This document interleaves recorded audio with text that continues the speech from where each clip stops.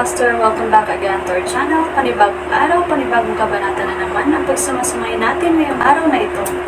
At kung bago ka sa ating channel, pag-click ang subscribe button and hit the notification bell para updated kayo sa ating mga susunod na videos.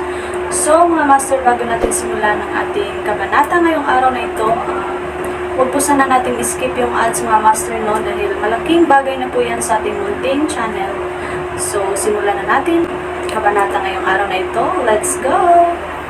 Kabanata 1561 hanggang 1580. Kabanata 1561. Dahil naglakas loob akong hilingin ang presyong ito, natural na nangangahulugan ito na masisiguro kung ganoon kalaki ang halaga ng impormasyong ito. Sabi ni Adele at tumawa ng mahina.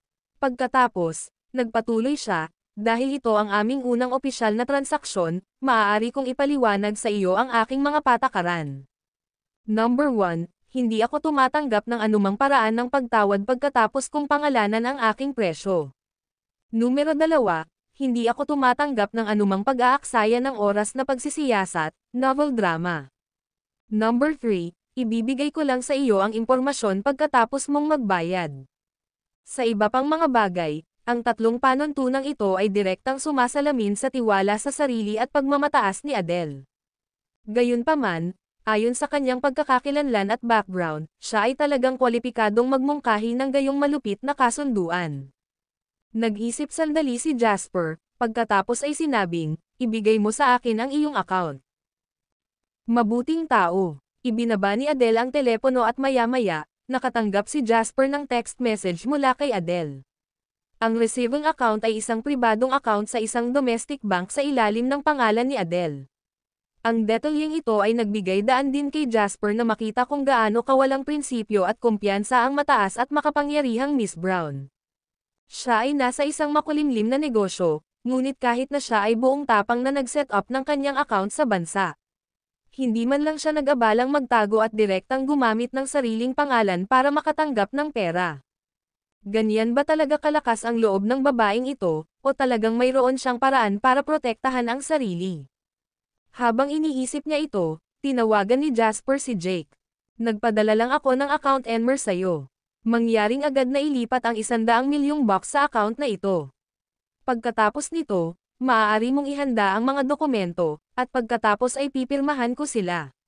Gagamitin namin ang mga pondo mula sa account sa Harbor City.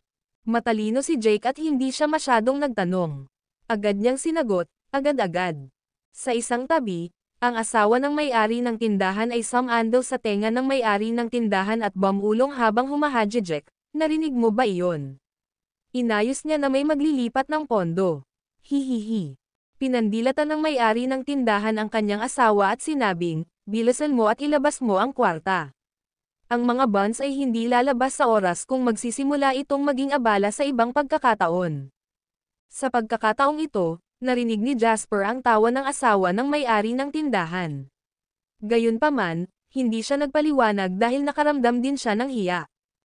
Hindi niya magawang hilahin ang asawa ng may-ari ng tindahan para ipaliwanag sa kanya na siya ang may-ari ng gusali sa tapat nila at katatapos lang niyang bumagsak sa stock market ng Estados Unidos.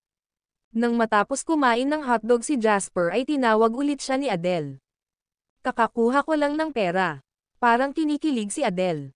Napakasarap makipagtulungan sa iyo. Okay, kung gusto mong magkaroon ng susunod na pagkakataon, kailangan mong tiyakin na pakiramdam ko ay sulit ito, sabi ni Jasper. Handa siyang gumastos ng napakaraming pera para makabili ng ganoong mahalagang mensahe, ngunit hindi siya tanga. Ito ay 100 milyon lamang. Ang pagbili ng isang balita ay hindi kapanipaniwala para sa iba, ngunit para sa kasalukuyang Jasper, hindi ito isang halaga na mahirap para sa kanya na mag-withdraw. Labis mong pinahiya ang stock market ng Estados Unidos. Bagamat naabot na nila ang isang trading curve, kapag nagsimula ang susunod na araw ng trading, tiyak na mahuhulog ka sa isang hindi pagkakasundo. Tiningnan ko ang oras. May weekend sa pagitan, kaya may 2 araw ka para maghanda. Narito ang aking impormasyon upang bigyan ka ng solusyon. Sabi ni Adele habang nakikinig si Jasper. Hindi siya sumabad dahil alam niyang ang sumusunod na nilalaman ay ang tunay na embodiment ng halaga ng 100 milyong bucks. Ang Senador Tel Corporation mula sa Corana ay dumanas ng malaking pagkalugi sa ilalim ng Softwin. Noong panahong iyon, ang Softwin ay suportado ng Strider Financial Group sa Sunrise Land, ngunit hindi ko na kailangang magsabi patungkol sa pinagmulan ng Strider. Sa anumang kaso, sinisikap ng Senador Tel Corporation na bigyan ng mahirap na oras sina Softwin at Strider. Dagdag pa rito, nang makipagkompetensya ang Senador Tel Corporation sa Wall Street Capital upang makakuha ng isang pambansang proyekto sa telekomunikasyon sa isang maliit na bansa sa silangang Europa, ito ay hinarang ng mga opisyal ng Estados Unidos, na naging dahilan upang mabaygo ang proyekto. Ang balita ay hindi pa lumalabas, ngunit ito ay nakumpirma na at naghihintay lamang na ipahayag. Ang video na ito ay edited by Urban Storytelling. Kabanata 1562. Gaano siya kaliit ng telecommunications projects ng isang bansa? Gaano man kaliit ang bansa? Ito ay isang siglong lumang pagkuha ng halos 100 bilyong US dollars. Kung mabaygo ito, ang direktang pagkalugi sa ekonomiya ay hindi bababa sa ilang bilyong US dollars. Kasabay ng epekto sa kanilang reputasyon, pinipigilan na ngayon ng Senador Tel Corporation ang balitang ito at huwag ng manggahas na ipahayag ito.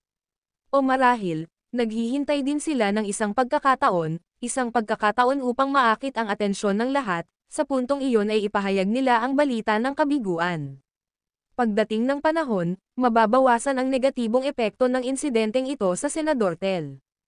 As Adele said that, she chuckled and continued, along with their old and recent grudges, now there's an even bigger incident that is attracting everyone's attention. Sabihin, kung pupunta ka sa kanila para magmungkahi ng pakikipagtulungan sa kanila sa oras na ito para labanan ninyo ang United States at Sunrise Land, anong dahilan para tanggihan ka ni Senador Tel? Ang mga salita ni Adele ay nagbukas ng bagong pinto para kay Jasper. Namangha ang lahat na kaya niyang talunin ang stock market ng Estados Unidos ngayon. Ito ay isang bagay na itatala sa kasaysayan. Gayunpaman, walang nag-isip tungkol sa kung ano ang gagawin ni Jasper pagkatapos. Ang isyong ito ay hindi na kailangang isaalang-alang dahil siya ay dapat na nakahiga at mamatay. Maliban sa partikular na bansang iyon sa silangan, walang ibang bansa sa mundo ang makatiis sa walang ingat na galit ng Estados Unidos, lalo pa ang isang individual. Sa kabilang banda, si Jasper mismo ay hindi talaga makapaghintay sa kamatayan. Handa pa siyang humingi ng tulong sa Swallow Capital sakaling magkaroon ng napakasamang sitwasyon. Siya ay isang taliba, oo, ngunit hindi makatuwiran kung kailangan niyang sumugod sa kanyang kamatayan dahil sa papel na ito. Dahil nagawa ni Jasper ang stunt na ito sa Dow Jones ngayon, naisip niya na kaya na niyang bigyan sila ng perpektong resulta kahit gaano pa niya ito tingnan. Gayunpaman, ang balitang ibinigay ni Adele kay Jasper ay nakita niya ang isa pang kalsada sa kanyang harapan.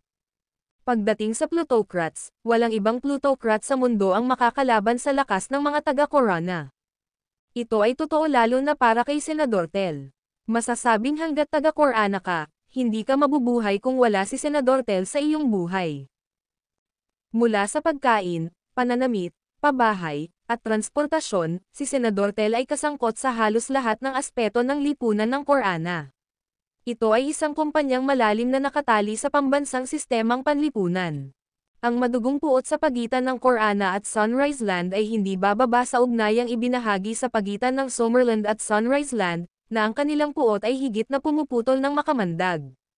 Sa makatuwid, ang Senador Tel Corporation at Strider Financial Group ay nalock sa away na ito. Kung tungkol sa nabigong pagsama-sama, nabasa ni Jasper ang balita sa kanyang nakaraang buhay, ngunit nangyari ito sa kalaunan, at kalaunan ay nalantad ito ng Estados Unidos. Ang panlipunang bilog at antas kung saan nakipag-ugnayan si Jasper sa buhay na ito ay mas mataas kaysa sa kanyang nakaraang buhay, at alam din niya ang ilang mga lihim at mga alalahanin ng mga tao sa itaas. Sa makatuwid, sa kaibahan, si Adele ay walang dahilan upang magsinungaling sa kanya. Sa palagay ko ay hindi isang matalinong ideya na pumunta sa kanila ng biglaan para sa isang pakikipagtulungan. Bahagyang kumunot ang noo ni Jasper. Sa simula, nakipag-ugnayan siya sa Senador Tel Corporation para sa MP3 patent. Masasabi lang ni Jasper na napakahirap pakitunguhan ng mga lang. Maging ito ay ang mga plutocrats, kapitalista, o kahit na mga lokal na negosyante na lumaki sa ilalim ng isang sosyalistang rehimen, lahat sila ay pareho. Ang tanging bagay na maaaring humimok sa kanila ay interes. Kailangan nga ni Senador Tel ng pagkakataong tulad nito, ngunit para kay Jasper, ang kailangan nila ay walang pakialam sa kanya. Pagkatapos ng lahat, si Jasper ay nasa labas lamang upang iligtas ang kanyang sarili. Sa puntong ito, kailangan lang ni Senador Tel na tiisin ang sakit na ito sa loob ng ilang taon, tiisin ang kahihiyan sa pangyayari, at mawala ang ilan sa kanilang kayamanan. Ang video na ito ay edited by Urban Storytelling. Kabanata 1563. Kaya naman, alam ni Jasper na kung pupunta siya para magsalita ng padalos-dalos, siya ay masisira. Ikaw ay isang pangunahing customer na gumastos lamang ng 100 milyon. Naturally, hindi lang ako magbibigay sa iyo ng simpleng impormasyon. Kung ang balita ngayon ay nagkakahalaga ng 30 milyon, ito ay nagkakahalaga ng pera, ngunit bibigyan kita ng isa pang balita na nagkakahalaga ng 70 milyon. Malayo sa Swallow Capital, nakaupo si Adele sa isang swing sa looban ng villa. Maganda siyang umindayog sa pwesto habang hawak ang kanyang cellphone. Parehong mature na pagkababae at inosenteng pagkababae ang ipinakita niya sa parehong oras. Hindi lang siya nagparamdam sa iba, ngunit ang mga katangiang ito ay naghalo rin sa isang uri ng kapanapanabot na kagandahan. Nakakalungkot na walang nakakakita nito maliban sa liwanag ng umaga na malapit nang sumikat mula sa abot tanaw.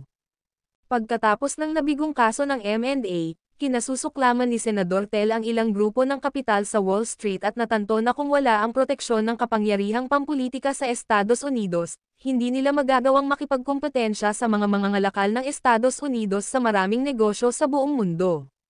Sa makatuwid, ipinaglalaban nila ang suporta ng pamilya Summerland sa North America. Ang mga Maynards ay may napakataas na katayuan sa Hilagang Amerika, at sila ay hindi mapaghihiwalay na nauugnay sa maraming miyembro ng Kongreso. Masasabing ang mga Maynards sa North America ang pinakamakapangyarihang non-United States native power sa United States politics.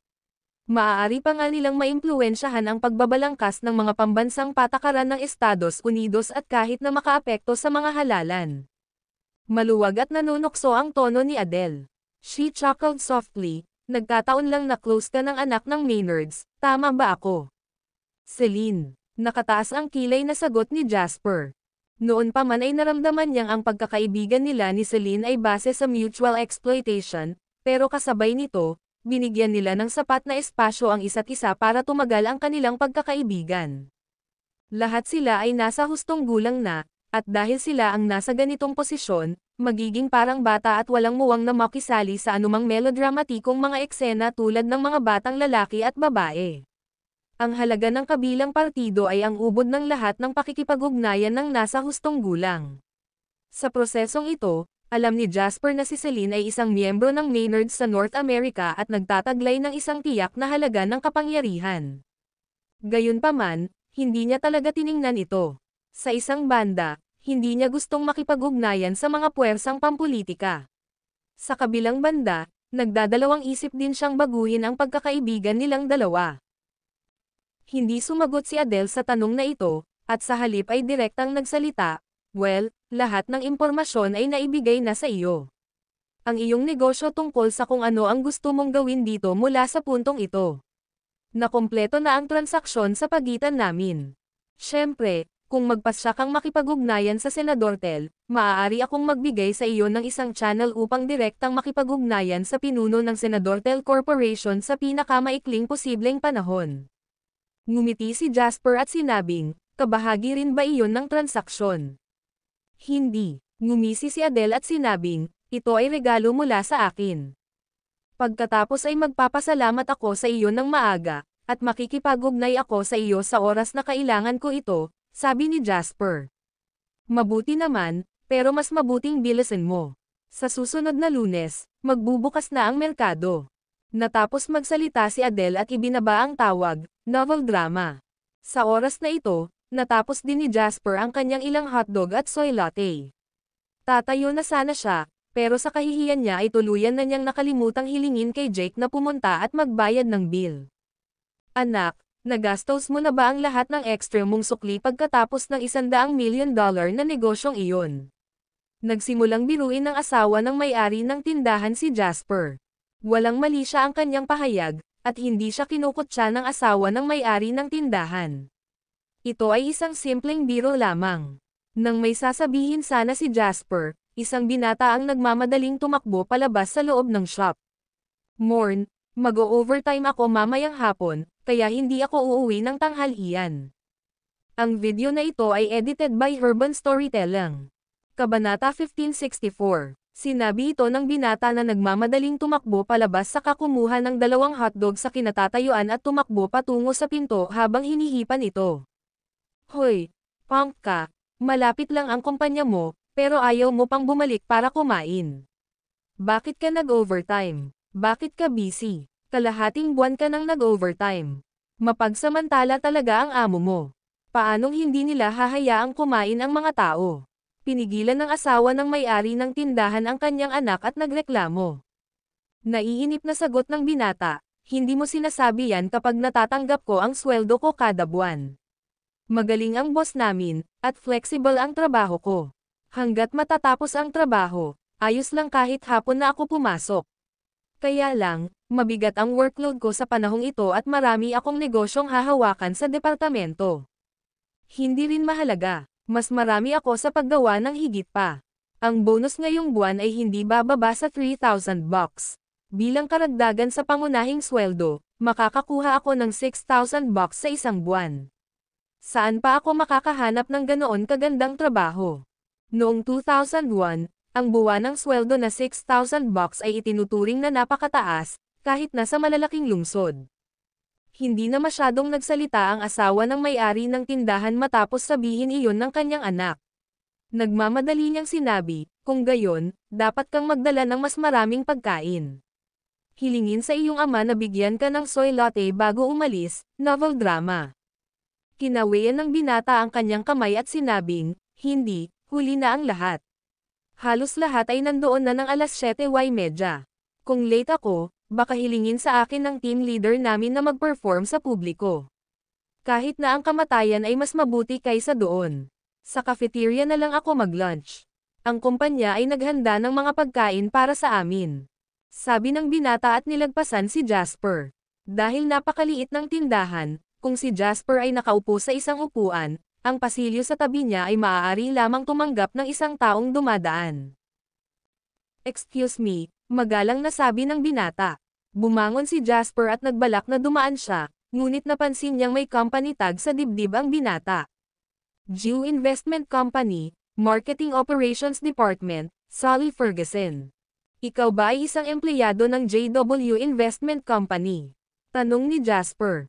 Natigilan si Solly, at nang sisigat na sana siya, napagtanto niyang parang pamilyar ang binata na halos kasing edad niya. Habang tumitingin siya sa kanya, parang mas pamilyar siya. Pagkatapos, ang kanyang ekspresyon mula sa isang hinala ay napalitan ng pagkagulat, at pagkatapos ay naging hindi makapaniwala. Why ikaw? Ikaw, JJJ Jasper. Nagsimulang mapatayo si Solly sa takot.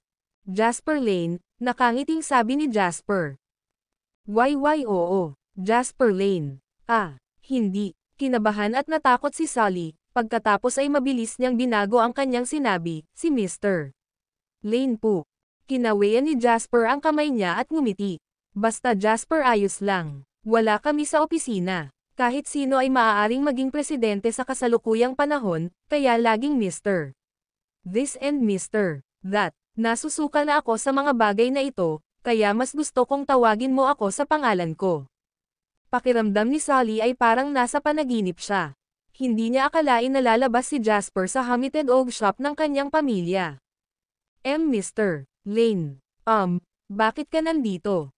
Nakangiting sabi ni Jasper, nagkataon na nagutom ako paglabas ko ng kumpanya, kaya pumunta ako sa shop mo para kumain. Masarap iyon, napakasarap. Salamat sa papuri, Mr.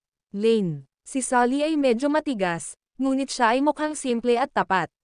Napakamot siya sa ulo niya sabay ngisi ng nakakaloko. Anak, ito ba ang amo mo? Sa pagkakataong ito, inirehistro na rin ng mga magulang ni Solly ang mga nangyayari at nagmamadaling nagtanong. Nakatingin din sila kay Jasper ng may respeto at curiosity. Bagamat hindi nila naiintindihan ang negosyo ng kumpanya, alam din nila kung ano ang kinakatawan ng JW sa probinsya. Hindi kalabisan na sabihin na ang bilang ng mga batang babae na dumating upang hingin ang kamay ng kanilang anak dahil lamang sa nakakuha siya ng trabaho sa JW ay makabuluhan. Sa makatuwid, ipinagmamalaki nila ang gawain ng kanilang anak mula sa kaibuturan ng kanilang mga puso. Sa sandaling ito, nang mabalitaan nilang nandito ang amo ng kanilang anak, natural na naging magalang sila. Ang video na ito ay edited by Urban Storytelling. Kabanata 1565. Ito ang boss ng aming kumpanya. Nagmamadaling pakilala ni Sally. Mr. Lane, ito ang mga magulang ko. Lalong kinabahan ang mga magulang ni Sally nang mabalitaan nilang si Jasper ang boss ng JW. Hindi pa sila nakipag-ugnayan sa ganoong kalaking shot noon, at nang maisip nila ang mga biro na ginawa nila noon, bigla silang kinabahan na hindi nila alam kung ano ang sasabihin. Ramdam ni Jasper ang kanilang kaba, pero natural, hindi niya ito ipapahiya. Nang makita niya ang gayong simple at tapat na mag-asawa, natural niyang iniisip ang sarili niyang mga magulang.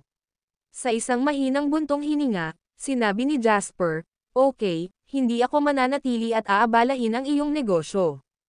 Habang sinasabi niya iyon, tinapik ni Jasper ang balikat ni Sally at sinabing, "May utang pa ako sa pamilya mo ng $2.50 para sa pagkain. Wala talaga akong dalang pera. Magpapadala ako ng isang tao upang ibalik ito." Mabilis na ikanaway ni Sally ang kanyang kamay. Hindi po namin kayang tanggapin, Mr. Lane. Hindi natin makukuha ang pera." "Kalokohan, ito ang pinaghirapan ng mga magulang mo, at dapat nilang kunin. Paanong hindi mo matatanggap?" Hindi pinansin ni Jasper si Sally at sinabi sa middle-aged couple, "Salamat, nakakahiya talaga ngayong araw. Wala akong dalang pera, pwede bang utangin ko muna sandali?" Nagmamadaling tumanggi ang mag-asawa ngunit hindi gaanong nagsalita si Jasper. Pagkatapos nilang magkwentuhan saglit, umalis na si Jasper. "Anak, napakabata pa ng amo mo." Matagal nang makaalis si Jasper, sinabi ng asawa ng may-ari ng tindahan sa kanyang anak, na tulala pa ring nakatingin sa pinto. "Oo, siya ay isang alamat sa ating bansa." Napabuntong hininga si Sally at medyo nasa sabik, "Maaari kong ipagmalaki ang nangyari ngayon sa kumpanya sa buong buhay ko." "Hindi mo masasabi sa kanila." Pinandilatan ng may-ari ng tindahan ang kanyang anak at pinagalitan, "Ikaw tanga, wala ka talagang karanasan. Sa tingin mo ba ay maaari kang lumabas at sabihin sa mundo na ang iyong amo ay hindi nagdala ng pera sa kanya?" Kung marinig niya ito, iisipin niyang pinag-uusapan siya ng masama sa likod niya. "Gusto mo pa bang panatilihin ang iyong trabaho o hindi?" Novel drama. "Hindi ganoon ang amo namin," agrabyado na sabi ni Sally. Kahit na sinabi niya, talagang hindi naglakas loob si Sally na isapubliko ang bagay na iyon. Paano kung nag-aatubili siyang umalis sa ganoong magandang trabaho? Kinaumagahan, si Sally, na kara-rating lang sa kumpanya, ay nanlulumong nakatayo sa harap ng kanyang team leader. Siya ay naantala ng higit sa 10 minuto dahil kay Jasper, at natural, naging huling tao sa koponan na dumating sa kumpanya. "Sally, alam mo ang rules sa team natin."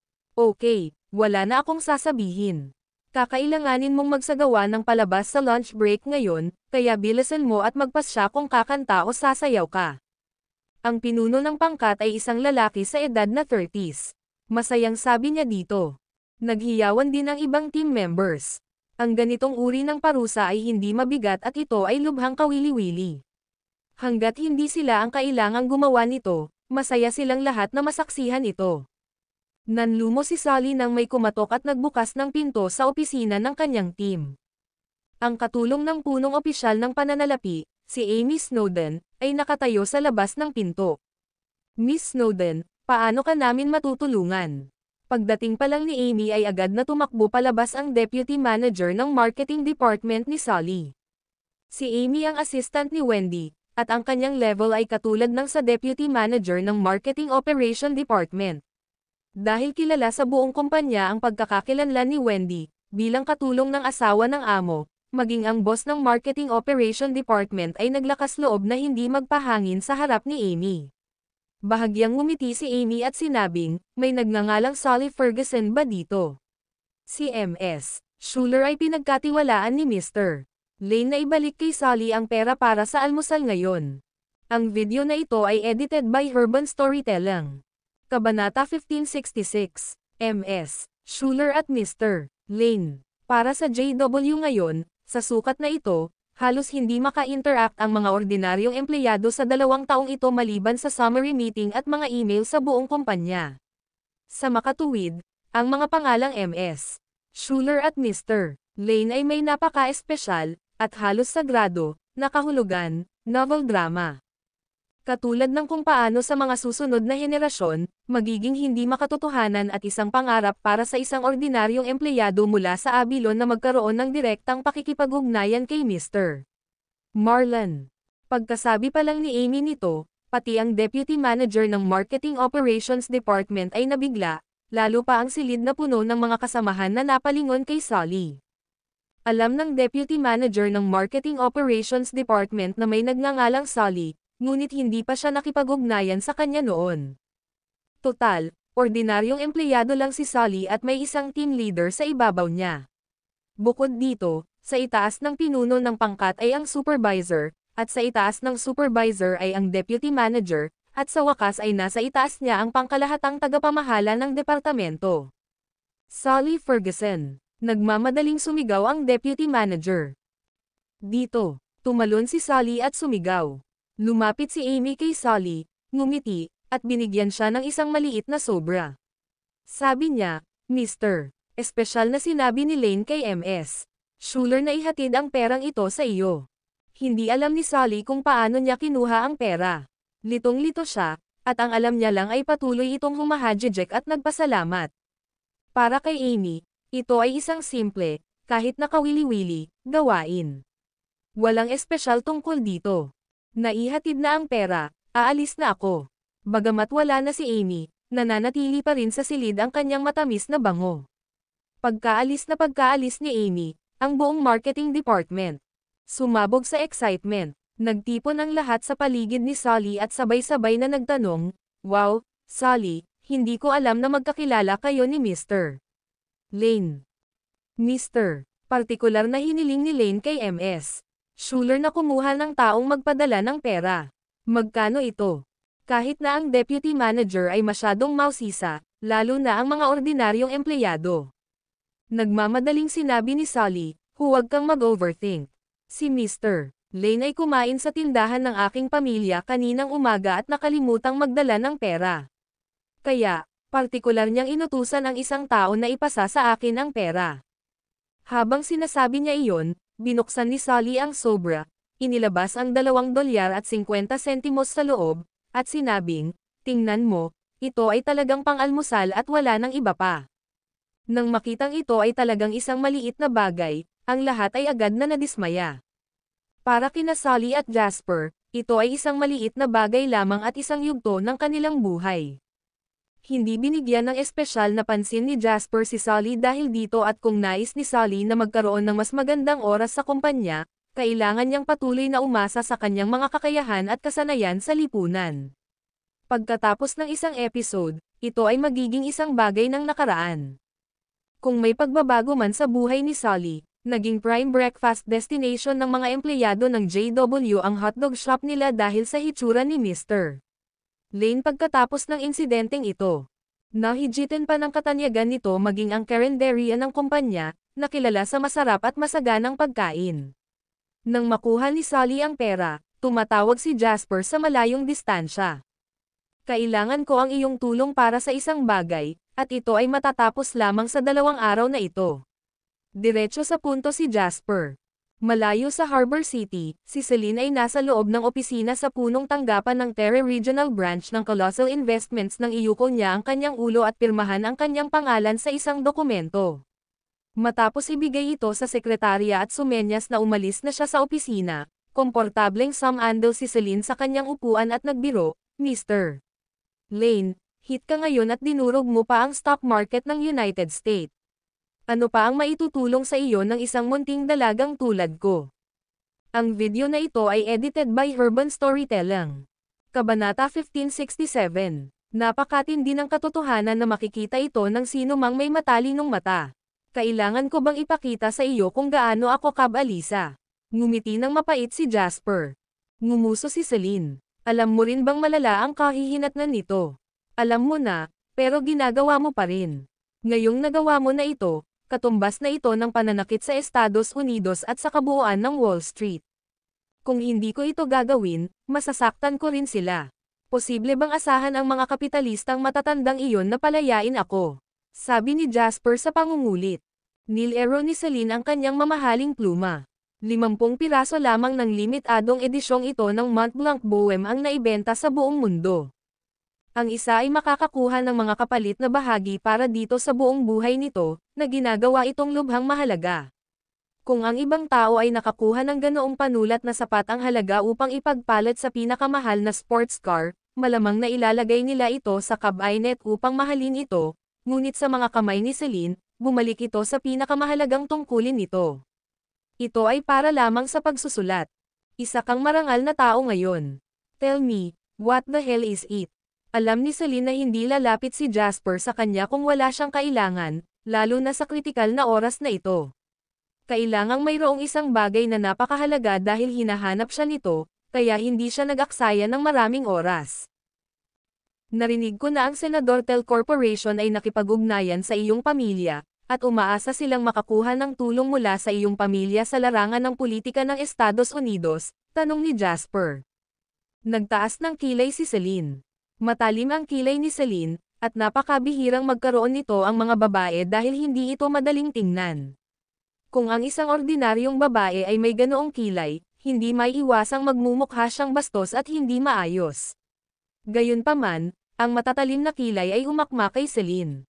Hindi lang sila tumingin.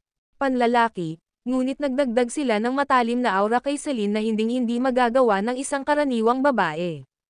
Wala akong masyadong alam sa mga specifics sa pamilya, pero narinig ko na ito dati.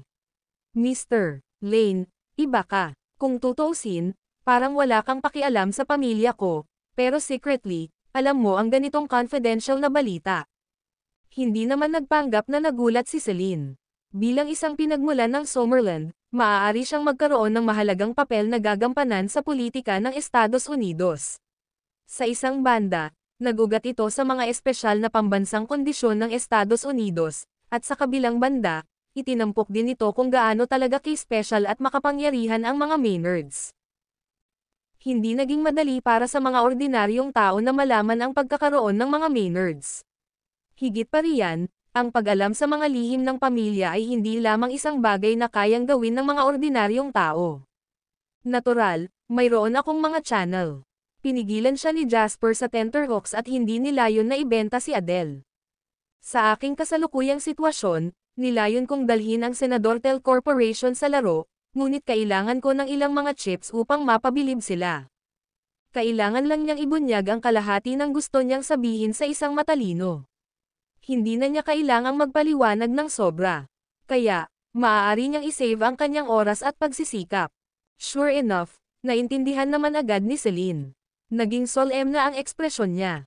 Pagkatapos mag-alinlangan sandali, sumagot siya, sa totoo lang, limitado ang impluwensya ko sa mga gawain ng pamilya ko.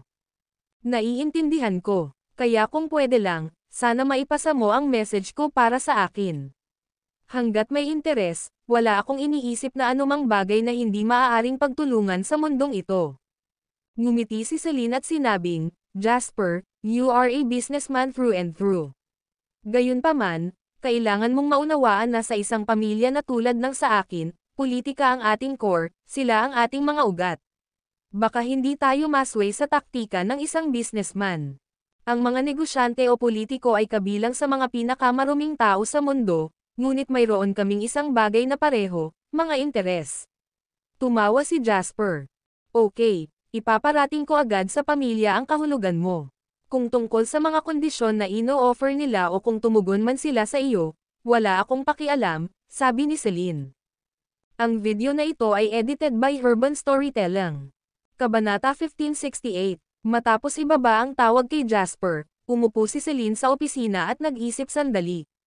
Pagkatapos, pinindot niya ang telepono sa mesa at sinabi sa sekretarya sa labas na walang sinuman at walang dapat mang-istorbo sa kanya sa susunod na oras. Matapos gawin ang lahat ng ito, kinuha ni Celine ang isa pang cellphone at nag-dial ng numero. Maya-maya, tumunog ang tawag. Ama, formal at seryosong kausap ni Celine ang nasa kabilang dulo. Ito ay medyo hindi gaanong casual para sa isang pamilya, at mas mahigpit at mahigpit. Celine, sa kabilang dulo ng telepono, maririnig ang mahinahon at mabigat na boses ng isang medyo may edad na. Anong nangyari? Sagot ni Celine, dapat gabi na sa tabi mo. Ikinalulungkot kong istorbo kita sa oras na ito. Okay lang, actually nakahiga lang ako at hindi pa natutulog. Ang lalaki sa kabilang dulo ng telepono ay tila sanay na sa magalang ngunit malayong ugali ni Celine. Tumigil muna si Celine bago sinabing, kanina, nakatanggap ako ng tawag mula kay Jasper. Well, alam kong nakipag-ugnayan ka kay Jasper. Noong una, tutol ako dito.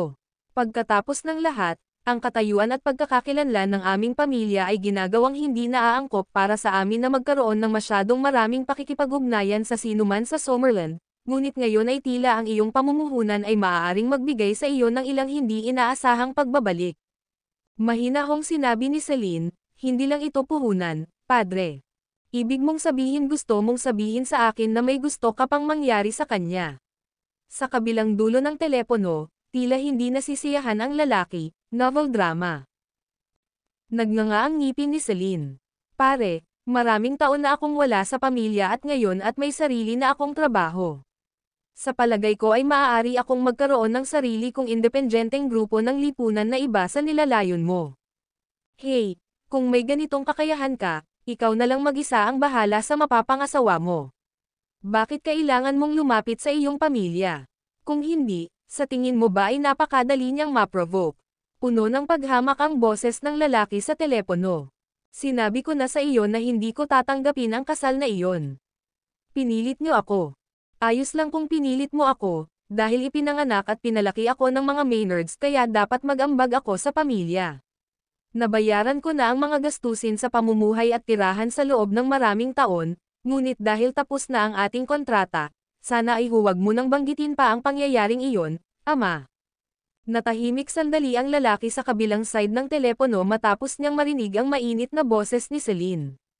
Pagkatapos, sabi niya, tinawagan mo ba ako para pag-usapan ang ganoong bagay? Matapos huminga ng malalim at pakalmayan ang kanyang emosyon, sinabi ni Celine, plano ni Jasper na makipag-ugnayan sa Senador Tel Corporation. Gayunpaman, wala akong ideya kung paano niya nalaman na nakikipag-ugnayan sa amin si Senador Tel. Inaasahan niyang makuha ang aming suporta sa politika ng Estados Unidos. Umaasa siyang makakuha ng sapat na chips mula sa amin para makipag-ayos sa Senador Tel Corporation.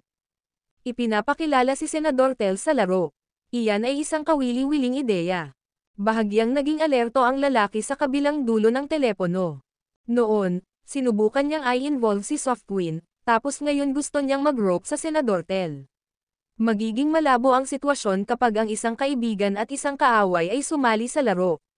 Gaano kawili-wili? Napakakawili-wili. Haha. Naramdaman ni Celine na makatuwiran pa rin ang tono ng lalaki, kaya nagmadali siyang nagtanong, so, ibig sabihin, kakausapin mo siya. Ang video na ito ay edited by Urban Storytelling. Kabanata 1569. Mag-usap. Napangisi ang lalaki sa kabilang dulo ng telepono. Aniya, ano ang pag-uusapan? Hindi. Sino si Jasper? Mabibigay ba niya ang gusto natin? Kung hindi niya kaya, ano ang silbi sa pagtatatag natin ng pagkonekta? Sabi ni Celine, pare, I think the family should invest in Jasper. Kung ang nakaraang Jasper ay hindi sapat upang makuha ang atensyon ng pamilya, kung gayon ang kasalukuyang Jasper ay sapat na upang makilala ng alinman sa mga sinaunang pamilya sa buong mundo. Even for the Maynards, it is a very cost-effective investment for US to make early on. Magiging matalino na gumawa ng ilang mga deal sa kanya ngayon, kahit na tila wala silang anumang partikular na benepisyo sa sandaling ito, novel drama. Sandaling natahimik ang lalaki sa kabilang dulo ng telepono bago niya sinabing, Celine, kailangan mong malaman na walang maliit na bagay sa pamilya. Kung bibigyan mo ako ng ganoong mungkahi bilang aking anak, hindi ko ito tatanggapin, ngunit kung formal mong iminumungkahi sa pamilya bilang ika-6 na henerasyon ng mga Maynards, isasaalang-alang ko ito alinsunod sa mga patakaran.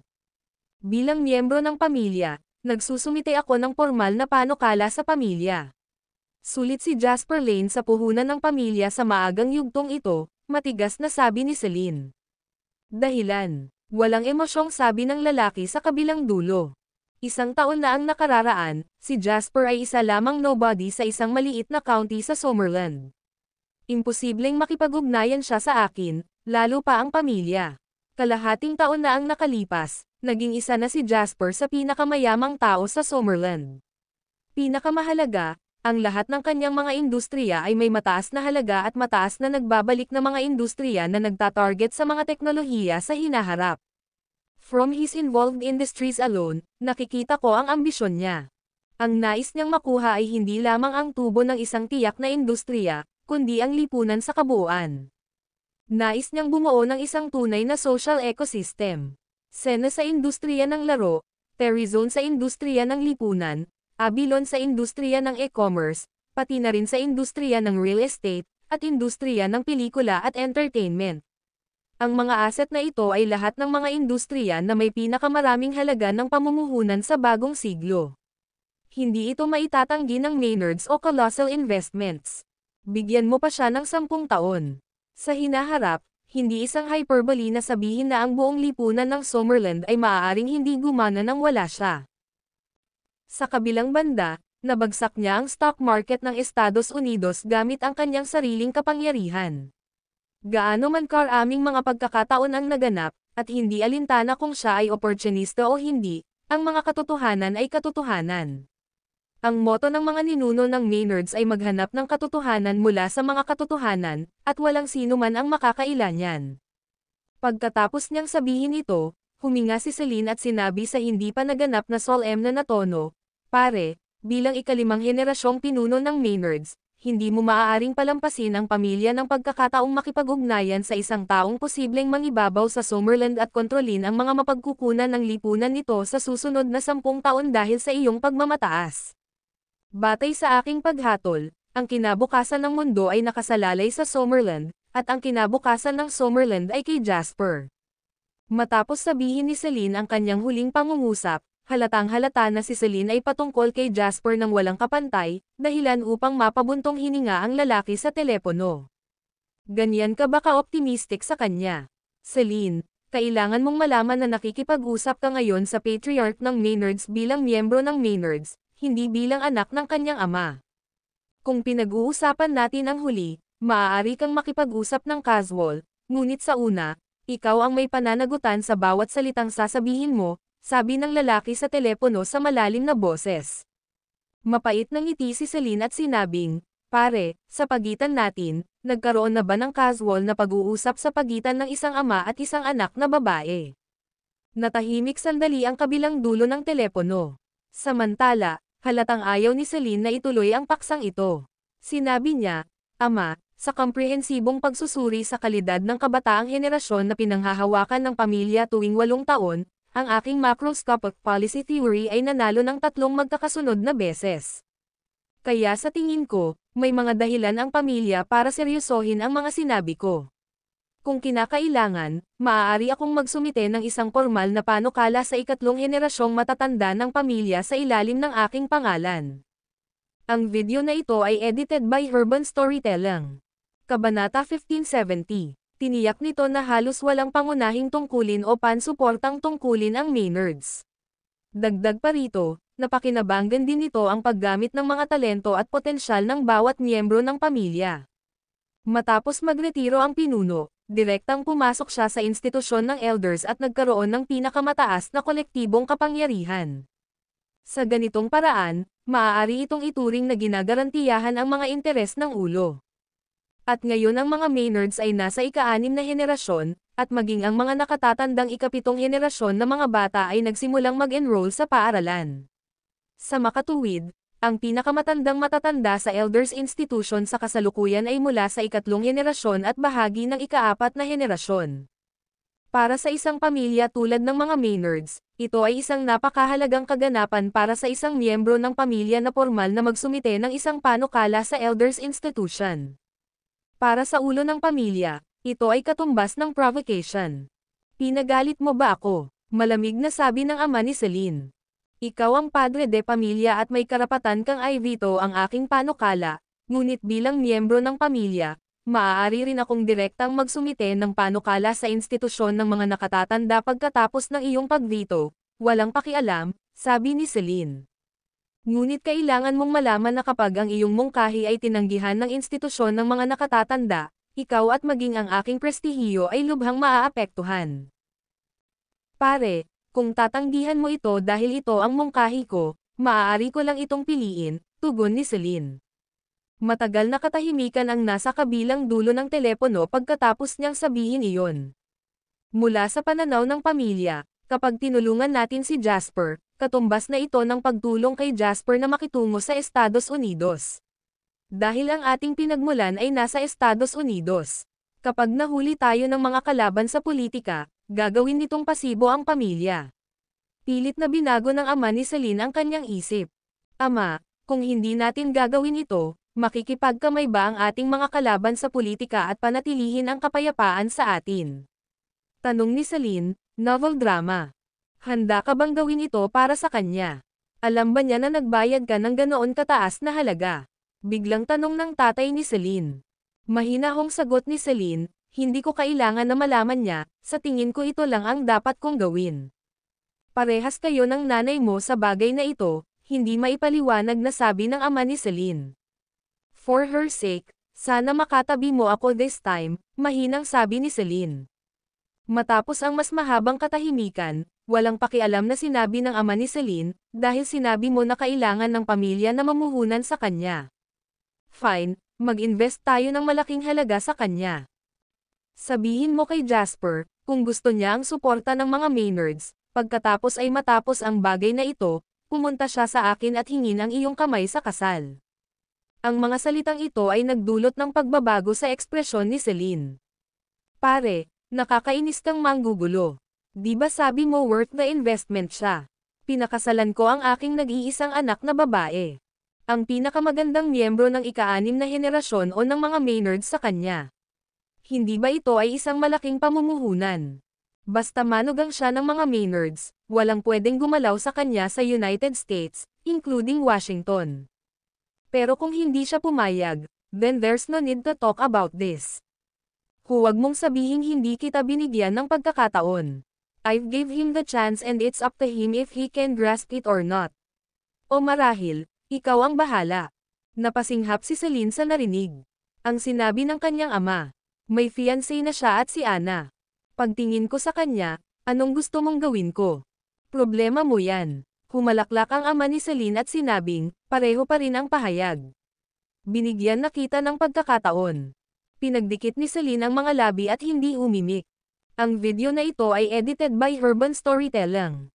Kabanata 1571. Sa kabilang dulo ng telepono, mahinahong nagsalita ang ama ni Celine, kung manganggako tayo na tutulungan natin siya, ibig sabihin, kakailanganin ng mga Maynards na pakilyusan ang ating pampamilyang kapangyarihan sa Kongreso sa hinaharap para matulungan ang Senador Tel Corporation na magkaroon ng mas maraming benepisyo. Ito ay isang pagbabago sa paninindigan ng aming pamilya. Para sa isang politikal na pamilya tulad namin, hindi ito isang maliit na bagay. Kailangang magbayad ng patas na presyo si Senador Tel para hindi mawalan ng saysay ang pagsisikap ni Jasper. Hindi mo kailangang sabihin yan. I will agree on his behalf, biglang sabi ni Celine. Natigilan ang ama ni Celine para sandali, pagkatapos ay mahina niyang sinabi, okay. Nang matapos siyang magsalita ay ibinaba na niya ang telepono. Matagal na nakatayo doon si Celine habang nakikinig sa dial tone. Antong hininga siya. Medyo nakaka-relax at nalulungkot siya ngayon. Pagkatapos ng ilang pagsasaalang-alang, tinawag niya si Jasper. Paano nangyari? Hindi inaasahan ni Jasper na makakatanggap ng balita si Celine kaya hindi niya maiwasang mataranta. Pagkatapos ng lahat, ito ay palaging mas mahusay, at mas madali, upang tanggihan kaysa sa sumang-ayon. Tapos na. Maluwag ang tono ng boses ni Celine. Sa tingin mo ba wala akong magagawa? Nagulat si Jasper. Yun lang. Oo. Anong presyo ang kailangan kong bayaran? Novel drama. Nang tanungin ito ni Jasper, handa na siyang katayin. Kung tutuusin, Hindi niya akalain na ang mga Maynards, na prominenteng posisyon sa politika ng Estados Unidos, ay isang pamilyang madaling kausap. Hindi rin sila tila nag-type upang subukang maging maayos sa lahat. "Marry me," walang pakialam na sabi ni Celine. "Tumigil ka sa pagbibiro." Pinunasan ni Jasper ang tungki ng ilong niya. Hinawakan niya ang kanyang telepono at sinabing, "Naghihintay pa ako ng konkretong balita bago ako lumipad sa Corana. Nakita mo agad ako. Ito ay sobrang boring." Mas maluwag ang tono ni Celine. "Hindi mo kailangang magbayad ng anumang halaga. Dapat mong malaman na ang isang pampulitika na pamilya ay pinahahalagahan, ang pamumuhunan sa isang tulad mo ay malinaw na naaayon sa pangmatagalang interes ng pamilya. Kaya, sa pagkakataong ito ang lahat ay tungkol sa pagbebenta sa iyo ng ilang mga goodies. Ang bayad na kailangang bayaran ng Senador Tel Corporation sa amin ay umiiral pa rin, ngunit ikaw ang personal na magmumungkahi sa kanila ng pagkakataong ito na makipagtulungan sa iyo." Gumaan ang pakiramdam ni Jasper. Tila hindi patas ang paghuhusga niya kay Celine gamit ang kasuklam-suklam niyang pag-iisip. Tunay na isang mabuting pamilya ang mga Maynards. "Okay, ihatid mo ang aking pasasalamat sa iyo. Pamilya para sa akin. Alam ko na ang dapat kong gawin ngayon." Pasasalamat ni Jasper. "Sige, ituloy mo na ang negosyo mo. Marami pa akong dapat asikasuhin. Salamat kapag tapos na ang lahat." Ibinaba ni Celine ang telepono. Hawak ni Jasper ang phone niya, at sa di malamang dahilan, nakaramdam siya ng laman. Pakiramdam niya ay nakalimutan niya ang ilang mahahalagang detalye. Tapos, umiling siya. Marahil ay maayos ang buong proseso. Marahil siya ay masyadong na-stress kamakailan at ang bagay na ito ay naging abnormal, kaya naman sobrang maingat. Pagkatapos niyang ayusin ang sarili, tumayo siya at tinawagan si Julian. "Punta tayo sa Corana." Ang video na ito ay edited by Urban Storytelling. Kabanata 1572. Hindi tahimik na lugar ang Corana, at dahil pupunta sila sa ibang bansa, natural na gustong isama ni Jasper si Julian. Matapos makuha ang tawag ni Jasper, makalipas ang kalahating oras ay nagmaneho na si Julian papunta sa kumpanya at hinihintay si Jasper. Pagkatapos niyang sabihin kay Wendy, dumiretso si Jasper sa airport kasama si Julian. Habang nasa daan, hindi nakalimutan ni Jasper na tawagan si Henry. "Dam, ikaw ba ang boss na nangangasiwa sa akin bilang isang empleyado?" Naisip ni Henry na si Jasper ay nagtatanong sa kanya tungkol sa kanyang pag-unlad sa pagsubaybay kay Dean at iniluwa ang galit. Tumawa si Jasper at sinabing, "Wala kang makukuhang kapansin-pansing resulta dito sa ngayon, kaya hindi ako narito para magtanong tungkol dyan kundi para sabihin sa iyo na pupunta ako ngayon sa Corana at babalik ako bukas kung magiging maayos ang lahat."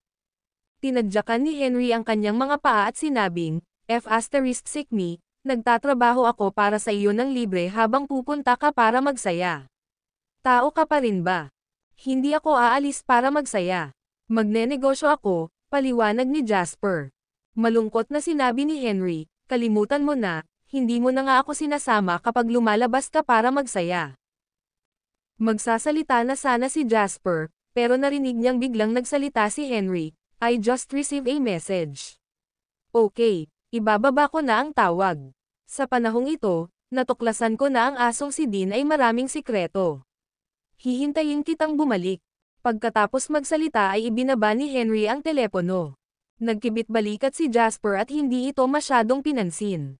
Kung ikukumpara sa mga malalaking kaganapan na nangyayari ngayon, mukhang hindi gaanong mahalaga si Dean. Hindi ito mahalaga hanggat si Henry ay maaaring patuloy na magsaya sa kanyang sarili. Diretso na tinawagan ni Jasper si Adele, saka nagpahiwatig na papunta na siya sa Corana. "Okay, anong oras ka darating?" Talagang tinupad ni Adele ang kanyang pangako. Hindi siya gumawa ng anumang dahilan at diretsyong tinanong ang oras ng kanyang pagdating. Sa halos 3 oras, tinignan ni Jasper ang oras. Bagamat isa itong private jet, nagtagal pa rin ang pag-apply para sa ruta ng paglipad at pag-aayos ng take-off dahil ginagawa nila ito sa huling minuto. Sa totoo lang, hindi ganoon katagal ang flight mismo, tumagal ng halos 1 oras o higit pa. Pagbaba mo ng eroplano, may isang taga-senador tel na nandyan para sa iyo. Ipapasa ko na sa kanila ang balita. Sabi ni Adele. Then, she suddenly asked, nakumbinsi mo ba talaga ang mga Maynards sa North America? Hindi dapat naging ganoon kadali. Gaano ba kahirap? It was pretty easy, mahinang sabi ni Jasper. Hindi niya talaga akalain na ganoon kalaki ang bagay. Gaya ng sabi ni Celine, long-term investment lang siya sa kanila at wala nang iba pa. Inilibot ni Adele ang kanyang mga mata. Anong poser? Gayunpaman, dahil makumbinsi mo ang mga Maynards sa maikling panahon, ito ay nagpapatunay na marami ka pang sikreto na hindi ko alam. Orihinal kong hinulaan na hindi ka magkakaroon ng mataas na pagkakataon na magtagumpay, lalo pa sa maikling panahon. Gusto mong malaman ang sikreto. Bilhin ito ng pera. Tumawa si Jasper. Hindi pa ako interesado sa mga sikreto mo. Bibili ako kapag may interesadong bumibili, novel drama. Ibinaba ni Adele ang telepono pagkatapos niyang magsalita. Dumating si Jasper sa airport habang nag-uusap pa sila. May nakakompleto na sa flight application at take-off schedule noong unang nagpasya si Jasper na umalis. Naghintay lang si Jasper sa airport ng 20 minuto bago inabisuhan na makakasakay na siya sa eroplano. Dumaan siya sa isang espesyal na daanan, dumaan sa customs, at sumakay sa eroplano. Makalipas ang 2 oras, dumating si Jasper sa Corana. Ngayon, nasa Corana na naman siya. Halos mapanghimasok ang amoy ng atsara sa hangin. Habang nakikinig siya sa banyagang wika na sinasalita sa paligid niya, tumangala si Jasper at nakita niyang may convoy na huminto sa gilid ng kalsada. Ibinaba ang bintana ng sasakyan, at tumambad ang mukha ng matandang kaibigan ni Jasper. Ito ay ang prinsesa mula sa Senadortel Corporation, Sylvie. Sinabi sa akin ng aking ama noon na kailangan kong bumati ng isang panauhin mula sa Summerland. Iniisip ko pa kung sino yon, pero hindi ko inaasahan na ikaw pala yon. Tumingin si Sylvie kay Jasper at nakangiting sabi pagkababa ng sasakyan. Ang video na ito ay edited by Urban Storytelling. Kabanata 1573. Hindi ko inaasahan na lalabas ka para batiin din ako ng personal, Prinsesa Sylvie. Lumapit si Jasper kay Sylvie, ngumiti, at iniunat ang kanyang kamay. Matagal nang hindi nagkita. Matagal nang hindi nagkita. Bahagya silang nakipagkamay. Si Jasper ay kumilos ayon sa mga pamantayan ng lipunan. Hinawakan niya ang 4 na daliri ni Sylvie nang hindi nahawakan ang palad nito at agad naman nitong niluwagan ang pagkakahawak nito pagkatapos niyang makipagkamay dito. Ito ay pangunahing paggalang sa mga kababaihan sa gayong mga formal na sitwasyong panlipunan. Hindi kailanman sasaktan ni Jasper ang sinuman sa pamamagitan ng pagpapabies sa mga ito. Mga detalye. Tumingin si Sylvie kay Jasper, biglang bumantong hininga, at sinabing, malaki ang pinagbago mo mula sa dati, novel drama. Anong nagbago? Curious na tanong ni Jasper. Noon, para kang tinek na napakasungit. Kung hindi kami mag-iingat, madali kaming masasaksak mo. Kawili-wili. Paano naman ngayon? Tumawa si Jasper. Ngayon ikaw ay parang isang matalas na espada na nagpapakita ng iyong kakayahan. Tumingin si Sylvie kay Jasper at same time na sinabi, hindi ko ito itatago sa iyo. Habang pinagmamasdan ko ang paglapit mo, hindi ko namamalayan na hindi ko pinansin ang lahat ng dumaraan na parabang nandito lang sila para magsilbing background mo na parabang ang kahulugan ng kanilang pag-iral ay para lamang bigyang diin ang iyong presensya. Napakalaki ng aura mong naglalakad kumpara sa dati. Sa madaling salita, lumaki ka na. Tumawa si Jasper at sinabing, aside all that, it's an honor to be praised by you, Princess Sylvie. Gayunpaman, nalulula ako sa iyong mga papuri. Sobra na ito. Para sa isang tao na maaaring mag-crash sa stock market ng Estados Unidos, walang papuri ay labis. Tumalikod si Sylvie at sinenyasan si Jasper na pumasok sa kotse.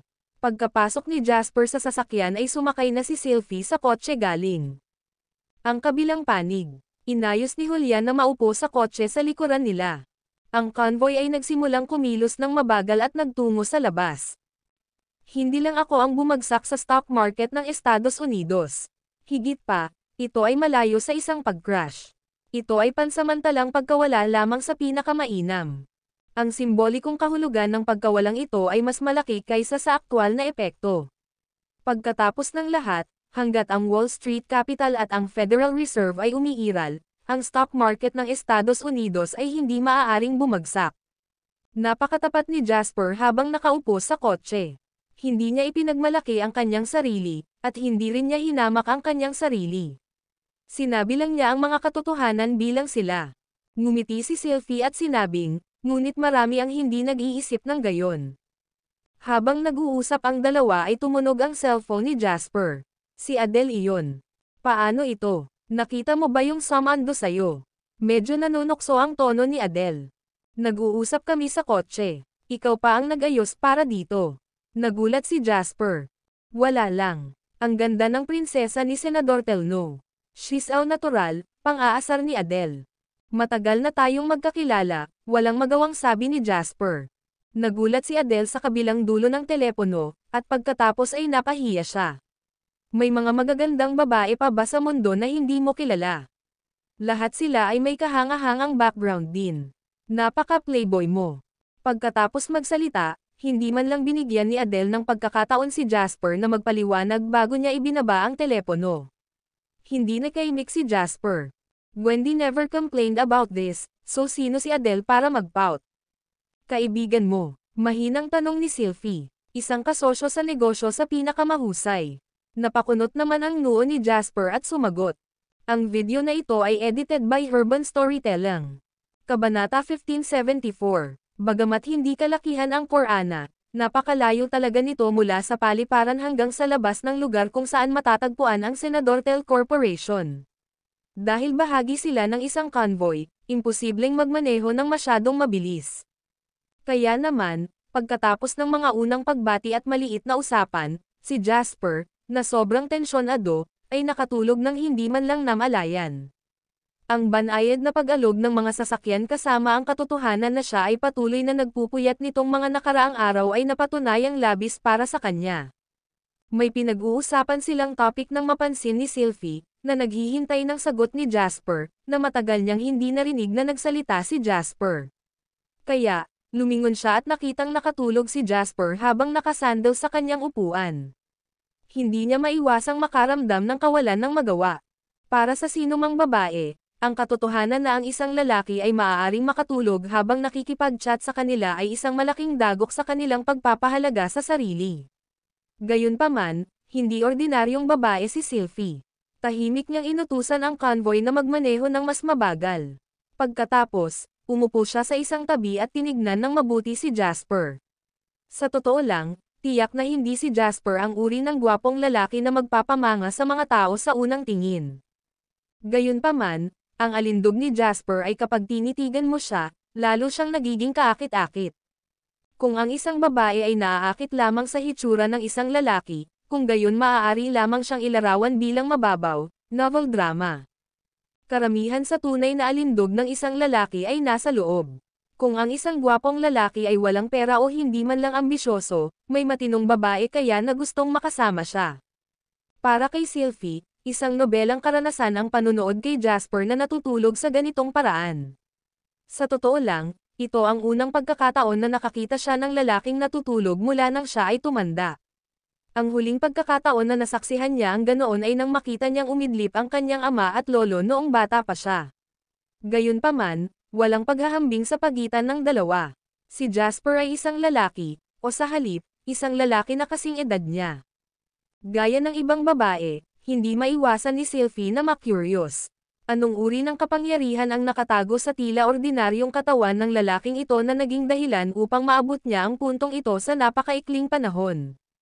Habang siya ay natutulog, si Jasper ay mukhang hindi gaanong agresibo kaysa sa hindi malilimutang impresyon na nabuo sa kanya ni Sylvie. Siya ay may isang parang bata na kainosentehan at kalmado sa kanya ngayon, na interesado kay Sylvie. Makalipas ang 40 minuto, nang magising si Jasper, nakita niyang huminto ang sasakyan sa harap ng isang manor. Bumangon si Jasper at may nakitang manipis na kumot na nakatikip sa kanya. Nilinggan niya si Sylvie, na nakatingin sa kanya, at humihingi ng tawad, "Pasensya na, nakatulog ako." "Ayos lang, masasabi kong pagod ka na," sabi ni Sylvie. Bumaba na tayo ng sasakyan. Naghihintay na ang tatay ko. Bumaba agad si Jasper ng sasakyan. Sa isang bansang tulad ng Korana na may maliit na lupain ngunit isang napakahusay na ekonomiya, mayroong isang malinaw na tampok. Napakaraming tao, na nagpamahal sa mga presyo ng pabahay. Ang manor kung saan matatagpuan ang Senador Tel Corporation ay sumangkop sa isang dekadenteng halaga ng espasyo sa sahig. Bumaba si Jasper sa sasakyan at dumiretso sa manor kasama si Sylvie sa pangunguna. Sa sala, sumalubong sa kanya ang isang matipunong lalaking nasa katanghaliang gulang na medyo kamukha ni Sylvie. Maligayang pagdating, panauhin mula sa Summerland. Ang ama ni Sylvie at ang susunod na pinuno ng Senador Tel Corporation, si Emil lang ang bumati kay Jasper sa Korana. Nag-interpret si Sylvie sa tabi niya kaya hindi nag-alala si Jasper na hindi siya maintindihan.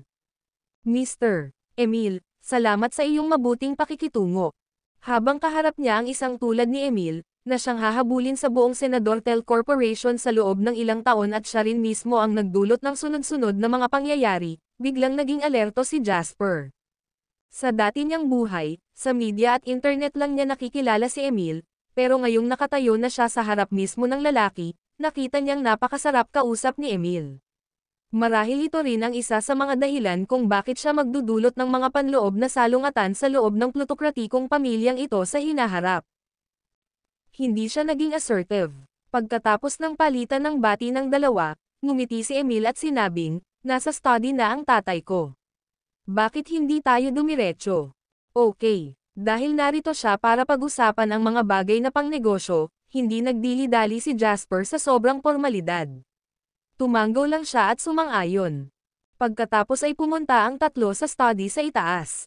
Matapos kumatok sa pinto, sinamahan ni Jasper si Sylvie at sinundan si Emil sa loob ng study. Ang unang nahuli sa kanyang mga mata ay isang malaking piraso ng kaligrapya. Simple lang ang mga dekora sayon sa pag-aaral, at hindi talaga akma ang mga ito sa estilong karaniwang hinihingi ng pinuno ng isang plutokratikong pamilya. Gayunpaman, naunawaan ni Jasper na sa antas ng isang malaking boss tulad ni Kit, lahat ng mga antique at luxury goods ay naging dispensable accessories. Ang ilang mga tao ay nangangailangan ng mga mamahaling luxury goods at mga anti-gang kagamitan upang maipakita ang kanilang pagkakakilanlan, ngunit para sa iba, kahit na ang pagsusuot ng straw na sandals ay nagbigay sa kanila ng isang tiyak na enerhiya na ang mga normal na tao ay hindi nang ahas tumingin. Pababasa, si Kit, na nagdala sa buong Senador Tel Corporation sa pinakamataas nito, ay tiyak na isa sa mga pinunong ito. Sa pag-aaral, unang nakipag-ugnayan si Jasper sa maalamat na figure sa Korana, Kit lang. Ang matandang ito ay sapat na makapangyarihan upang maimpluwensyahan kung sino ang nakaupo sa master seat ng Blue House. Mr. Kit, ikinagagalak kitang makilala sa unang pagkakataon. Nagkusa si Jasper na batiin ang ordinaryong mukhang matandang nasa harapan niya. Kanina pa nakatingin si Kit kay Jasper. Nang matapos magsalita si Jasper, nakangiti siyang tumango at sinabing, "Hello, Jasper. Napaka-interesante ang paraan ng pakikipag-usap ng mga tao sa Summerland. Upang pagsamasamahin ang relasyon sa pagitan ng mga estranghero sa lalong madaling panahon, masasabi mong ang mga tao mula sa Summerland at ang mga tao mula sa Korana ay pamilya 500 taon na ang nakalipas. Kung ganoon, baka magkamag-anak pa tayo." Nagulat si Jasper sa sinabi ni Kit. Mr. Kit, ang iyong Samrish ay talagang mahusay at ang iyong pag-unawa sa kultura ng Summerland ay kahanga-hanga din. Kapitbahay ni Korana ang Summerland. Ang dalawang bansa ay may kasaysayan na umaabot ng daan-daang taon. Sa makatuwid, ang Samrish ang unang wikang banyaga na natutunan ko, habang nag-aaral din ako ng kultura ng Summerland sa loob ng maraming taon. Niyaya ni Kit si Jasper na maupo. Umupo ang lahat ayon sa kani-kanilang hanay. Nakangiting tanong ni Kit kay Jasper, Mr. Lane, sa totoo lang, noong huling pagpunta mo sa Korana, sinabi ko kay Sylvie na kung sakaling magkaroon ako ng pagkakataon, sana ay imbitahan kitang pumunta at makipag-usap ng mabuti. Gusto kong makipag-chat sa mga natatanging kabataan. Ito ay nagpapahintulot sa akin na palawakin ang aking pag-iisip at mas maunawaan ang mga pagbabago sa mundo. Gayunpaman, hindi ko inaasahan na darating ang pagkakataong ito ng ganoon kaga. Napangiti si Sylvie sa narinig. Naalala pa niya na noong nakaraan, pinuri ng kanyang lolo si Jasper sa sinabi niyang siya ang magiging pinakamayamang tao sa Summerland. Bagamat hindi pa lumalabas ang mga pinakahuling ulat, sapat na ang kayamanan ni Jasper para masecure ang posisyong ito. Unang nirerango si Jasper sa Summerland sa personal na kayamanan sa parehong antas sa ibabaw at sa pribado. Ang iyong pilosopiya at kasanayan sa negosyo ay palaging isang modelo para sa nakababatang henerasyon. Talagang isang karangalan na magkaroon ng pagkakataong makilala ka, Mr. Kit. Ngumiti si Jasper. Gustong-gusto ng lahat na makarinig ng magagandang bagay tungkol sa kanila. Kung ipapakita sa kanya ni Kit ang paggalang, natural na tatanggapin ito ni Jasper gamit ang dalawang kamay. Pagkatapos, nagsimula silang magsalita ng mataas tungkol sa isa't isa ayon sa pamantayan ng pamamaraan sa negosyo. Ang mga ito ay hindi nakapipinsalang maliliit na bagay. Pagkatapos nito, nagsimula ang tunay na kaguluhan. Ang video na ito ay edited by Urban Storytelling. Kabanata 1575. Mr. Lane, pinag-aralan ko ang industriyang kinasasangkutan mo at natuklasan ko ang isang napaka-interesante na phenomenon. Biglang naglabas ng bagong paksa si Kate. Nalaman ko na kung ito man ay ang tunay na industriya ng buhay na iyong namumuhunan o ang mga stock na pipiliin mo sa stock market, mas hilig mong makisawsaw sa teknolohiya at industriya ng internet. Kahit nakasangkot ka sa pagmamanupaktura, ang iyong JW Electronics Equipment Manufacturing ay interesado lamang sa mga high-tech na kagamitan sa ngayon. Sa pagkakaalam ko, karamihan sa mga negosyante sa Summerland ay mas gusto ang asset-heavy industrial investment, sa mga pangalawang industriya tulad ng pabrika at minahan, ngunit ikaw ay ganap na naiiba. Mukhang mas gusto mong mamuhunan sa mga tertiary industries. Maaari mo bang sabihin sa akin kung bakit? Nang iangat ni Kit ang tanong na ito, tila naging interesado rin sina Emil at Sylvie. Lalo na si Emil na nakatingin kay Jasper ng nakakapasong mga mata. Mukhang inaabangan niya ang sagot ni Jasper. Ngumiti si Jasper at inayos ang iniisip habang umiinom ng tsaa. Pagkatapos, sabi niya, kung tatanungin mo ako ng tanong na ito, Mr. Kit, ibig sabihin pinaninindigan mo ako. Ako ay lubos na nagpapasalamat at pinarangalan. Kung ito ang kaso, sasabihin ko sa iyo kung bakit ko ginawa iyon. Ang dahilan ay talagang napakasimple. Talagang optimistiko ako tungkol sa industriya ng internet at iba pang mga high-tech na industriya. Sa tingin ko ang buong industriya ng tersyaryo ang magiging pangunahing industriya ng Summerland at maging ang pag-unlad ng ekonomiya ng mundo sa hinaharap. Sa kanila, ang internet ay lalong mahalaga. Sa ngayon, ang internet ay nagpakita ng mga unang sulyap ng kapangyarihan, ngunit sa hinaharap, ang kapangyarihang ito ay magiging mas at mas malinaw. Ito ay tatagos sa pamamagitan ng bawat isa sa ating buhay. Mula sa pambansang seguridad at militar hanggang sa personal na pang-araw-araw na buhay, walang sino man ang mabubuhay ng walang internet, novel drama. Ito ay tulad ng isang pinto sa bagong mundo na malapit ng mabuksan. Ang sino mang makatanggap ng unang sinag ng araw mula sa likod ng pinto ay magiging Panginoon ng hinaharap. Pagkatapos magsalita ni Jasper, hindi napigilan ni Emil na sabihin, sumasang-ayon tayong lahat na ang internet ay nagpapakita ng magandang trend ng paglago para sa hinaharap, ngunit ang sinabi mo ay isang pagmamalabas, tama ba? Tumingin si Jasper kay Emil at sinabing, I wonder, may mobile phone ba si Mr. Emil? Narinig iyon ni Emil at napangiti, oo naman. Ilang beses ko na silang pinalitan. Kaya noong unang lumitaw ang mobile phone, Mr. Emil, naniwala ka ba na balang araw ang bagay na ito ay magiging isang bagay na hindi mabubuhay kung wala ang lahat? Ang tanong ni Jasper na ikinabigla ni Emil. Ngumiti si Kit at tumango. Pagkatapos, sinabi niya, napakabuti, marami akong natutunan sa sinabi ni Mr. Lane. Sinabi ni Jasper kay Kit, ang Senador Tel ay may isa sa mga nangungunang koponan sa mundo. Kung ito man ay hinuhulaan ang hinaharap na pandaigdigang sitwasyon o pagsubaybay sa pag-unlad ng panlipunang teknolohiya, ang Senador Tel ay dapat magkaroon ng sarili nitong malinaw na mga pananaw tungkol sa lahat ng mga bagay na ito. I think you must be aware of this, right, Mr. Kit? Napangiti si Kit sa sinabi ni Jasper. Dumami ang kulubot sa mukha niya kasunod ng pagngiti niya. Gustong-gusto ng lahat na makarinig ng magagandang bagay. Lalo na sa katayuan at pagkakakilanlan ni Jasper, ang magagandang salita na kanyang sinabi ay may pambihirang bigat. Pagkatapos ng lahat, ang kasalukuyang Jasper, sa kanyang katayuan at impluwensya, ay hindi na kailangan na pasayahin ang sinuman sa pamamagitan ng mga salita. Dahil dito, ang mga salita ni Jasper ay tila kaaya-aya sa pandinig ni Kit. Napatawa si Jasper sa puso nang makita kung gaano kasaya si Kit.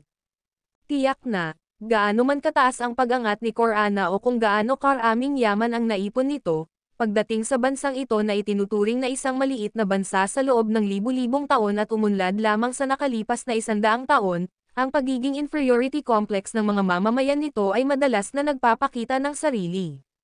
Gustong-gusto nilang makinig sa mabubuting bagay, at gusto nilang marinig ang iba na nagyayabang tungkol sa kanilang sarili, lalo na sa mga dayuhan. Mas mabuti pa kung ito ay isang dayuhan na may mataas na katayuan dahil ito ay lubos na makapagbibigay kasiyahan sa kanilang pagpapahalaga sa sarili. Hindi ba ito isang pagpapahayag ng kababaan? Gayunpaman, wala itong kinalaman kay Jasper. Sa ngayon, kailangan ni Jasper ang kapangyarihan ni Corana para makapasok sa arena, kaya hindi niya inisip na pakainin ang kanilang pride ng ilang magagandang salita. Sa katunayan, hindi mahalaga kung sila ay mobile phone o internet, magkakaroon ng kooperasyon hanggat ito ay nasa loob ng interes ng negosyo. Ito ay totoo para sa anumang modelo ng negosyo sa anumang industriya sa mundo. Walang unilateral na transaksyon sa mundong ito. Sa makatuwid, sa aking opinyon, ang kasalukuyang sitwasyon ay kumakatawan sa isa sa pinakamalaking pagkakataon para sa kooperasyon sa pagitan ko at ni Senador Tel. Sa wakas ay itinuro ni Jasper ang usapan sa pangunahing paksa. Bahagyang ngumiti si Kit, itinaas ang kamay, at ibinaba ang ulo para uminom ng tsaa niya. Samantala, si Emil naman ang pumalit sa topic at sinabing may magalang na ngiti. Alam namin ang intensyon mo sa pagpunta dito, Mr. Lane. Naintindihan din ni Jasper matapos niyang makita ang ginawa ni Kit. Ipinakita nito na binigyan ni Kit si Emil ng karapatang magsalita sa susunod na negosasyon. Dapat ay nagkaroon ng detalyadong mga talakayan sa pagitan ng mag-ama. Bukod dito, ang gayong pagpili ay talagang angkop. Kung tutuusin, hanggat nandito si Kit, kailangan niyang ituring na siya ang tunay na namamahala sa Senador Tel. Kung naging maayos ang susunod na negosasyon, magiging maayos ito. Gayunpaman, kapag naging hindi kanais-nais ang usapan at hindi na nagsalita si Kit, mahirap nang magsalba ng anuman. Ito ay tiyak na ang pagtuklas ng detalyeng ito na ginawa Jasper hindi pag-asa ng pagkakaroon ng anumang malaking resulta ngayon. Kung tutuusin, kapag si Emil at ang kanyang anak ay naglaro ng ganoong laro, gagawin sana ito sa layuning patayin si Jasper. Ang mundo ng negosyo ay puno ng panlilinlang sa isa't isa, lalo na sa loob ng mga plutocratic na pamilya tulad ng mga Lang. Ngayon, lahat ng ginawa o sinabi ni Jasper ay kailangang gawin ng may pag-iingat. Kung hindi, siya ay tiyak na maskam hanggang sa hindi niya makilala ang kanyang sarili. Ang mga maliliit na simula ay madalas na nagpapakita kung paano bubuo ang mga kaganapan, ngunit mula dito, tila ito ay karaniwan lamang. Matapos pigilan ang kanyang panloob na pag-iisip, bahagyang ngumiti si Jasper at sinabing, ito ang pinakamahusay na paraan, kaya hindi ako magsasalita ng masyadong kalokohan. Alam nating lahat kung ano ang kasalukuyang sitwasyon. Sa totoo lang, aaminin ko na maraming pressure sa JW Foundation ngayon. So, may balak ba si Senador Tel na pumasok sa laro? Mahinahong sabi ni Emil, sasabihin ko rin sa iyo ng diretso na wala akong nakikitang dahilan para pumasok si Senador Tel sa laro. Walang dahilan. Dahil hindi makita ni Mr. Emil ang dahilan, bibigyan kita. Sapat bang dahilan ang pagkakataong sirain si Softwin at gumanti sa Wall Street? Nagulat si Emil sa sinabi ni Jasper. Sabi niya, Mr. Lane, lahat tayo ay negosyante. Sa mata ng mga negosyante, walang sama ng loob o puot. As long as may benefits, we can turn against anyone. Katulad nito, hanggat may mga benepisyo, maaari tayong maging pinakamahusay na kaibigan sa sinuman sa mundo. Mr. Lane, I don't think I need to say much about such a simple truth, right? Ang video na ito ay edited by Urban Storytelling. Kabanata 1576, iyan ang akma. Hindi naman pinabulaanan ni Jasper ang sinabi ni Emil at sumang-ayon pa ito sa kanya. Gayunpaman, sa susunod na segundo, binago ni Jasper ang paksa. Ang tanong na gusto kong itanong, Plano ba ng Sunrise Land o Wall Street Capital na makipagkaibigan sa Senador Tel Corporation, Mr. Emil? Bakas sa mukha ni Emil ang galit na galit matapos niyang marinig ang tanong. Bagamat mabilis itong nawala, dahil sa sobrang bilis ng pagkawala nito ay napatunayan nito na genuine ang reaksyon ni Emil. Nang makita ito, bahagyang umangat ang sulok ng bibig ni Jasper. Ang iba't ibang antas ng negosyo ay may iba't ibang antas ng pagsasanay. Ang mga maliliit na negosyo ay tungkol sa pagkakaisa. Pagkatapos ng lahat, ang lahat ng mga bisita ay mga potensyal na customer. Ang mga maliliit na negosyo ay hindi makatiis ng napakaraming kaaway. Kaya minsan kailangan nating lunukan ang galit dahil, at the end of the day, wala tayong sapat na lakas para harapin ang napakaraming isyu ng sabay-sabay, novel drama. Pero kung lumaki ang negosyo, natatakot ang iba sa iyo at nag-aalala na baka ay bully mo sila. Kapag nangyari iyon, hindi na ang kapayapaan ang tanging pagpipilian. Most of the time, ang binibigyang pansin natin ay ang karapatang magsalita. Hindi ko palaging kailangang ipahayag ang aking opinyon sa isang bagay, ngunit kung may sasabihin ako, walang sino man ang pinapayagang tumutol. Pagkatapos ng lahat, mayroon akong sapat na lakas upang ipatupad ang aking kalooban. Pagkasabi nito ay bahagyang sumando si Jasper at tumingin kay Emil ng mapusok.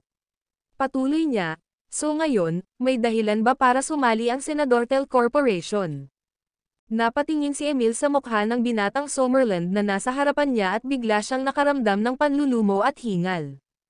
Ilang minuto ang nakalipas, si Jasper ay isa pa ring tradisyonal na Summerland gentleman na mukhang madaling kausap.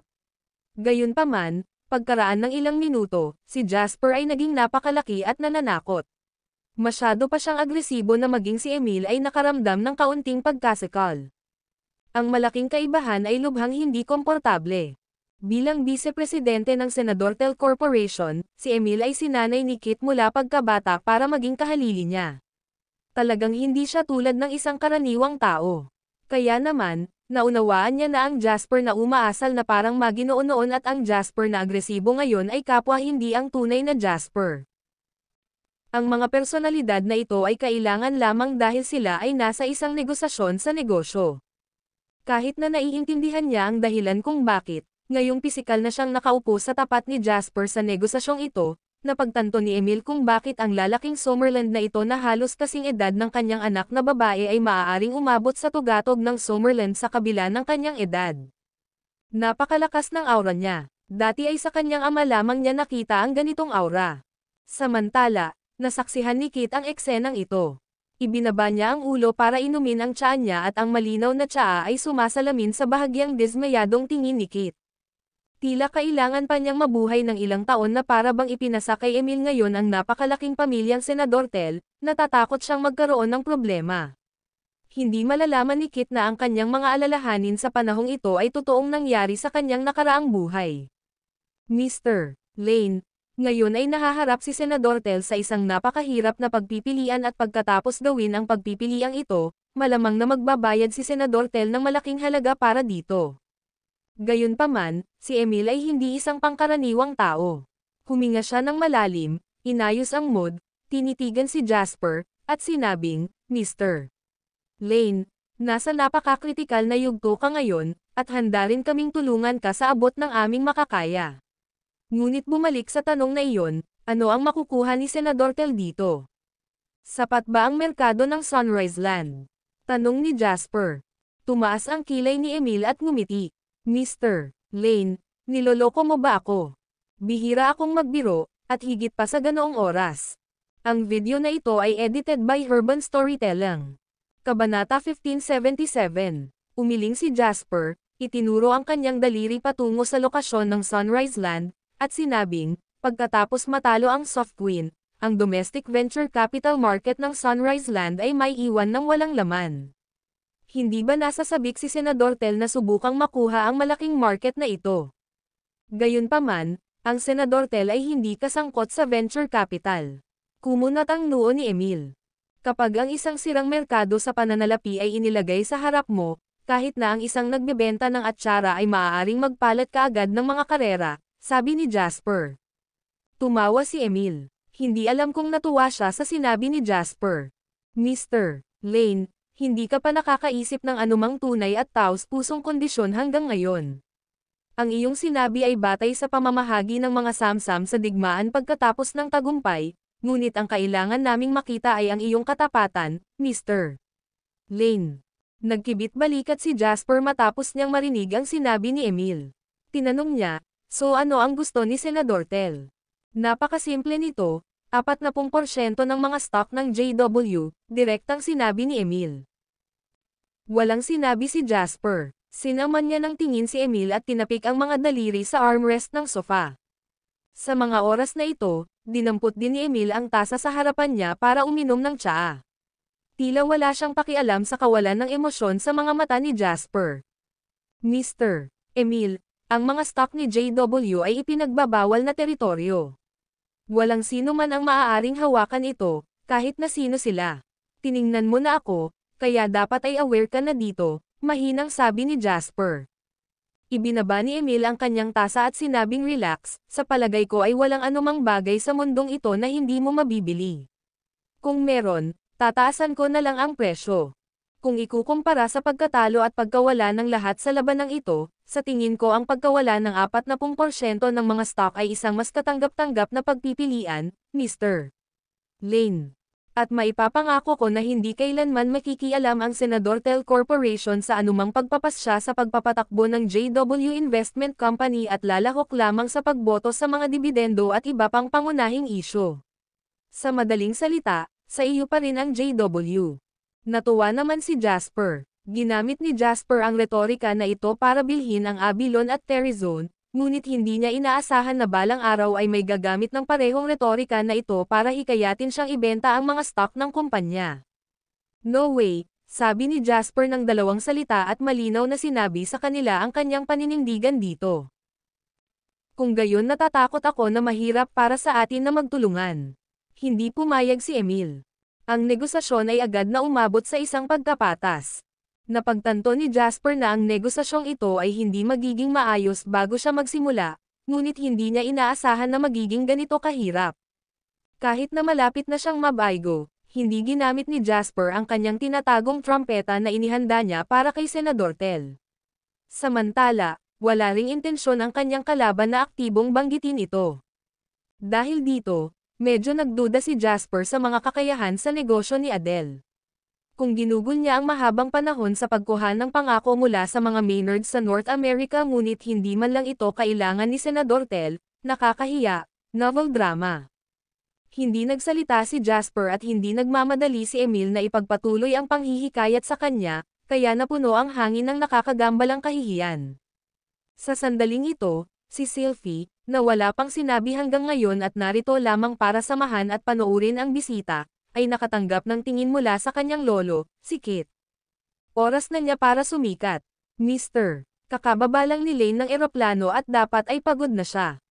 Bakit hindi tayo magpahinga at pag-usapan ito pagkatapos ng hapunan? Sabi ni Sylvie, ngumisi kay Jasper, at nagpatuloy, mayroon pang ilang oras na libreng oras.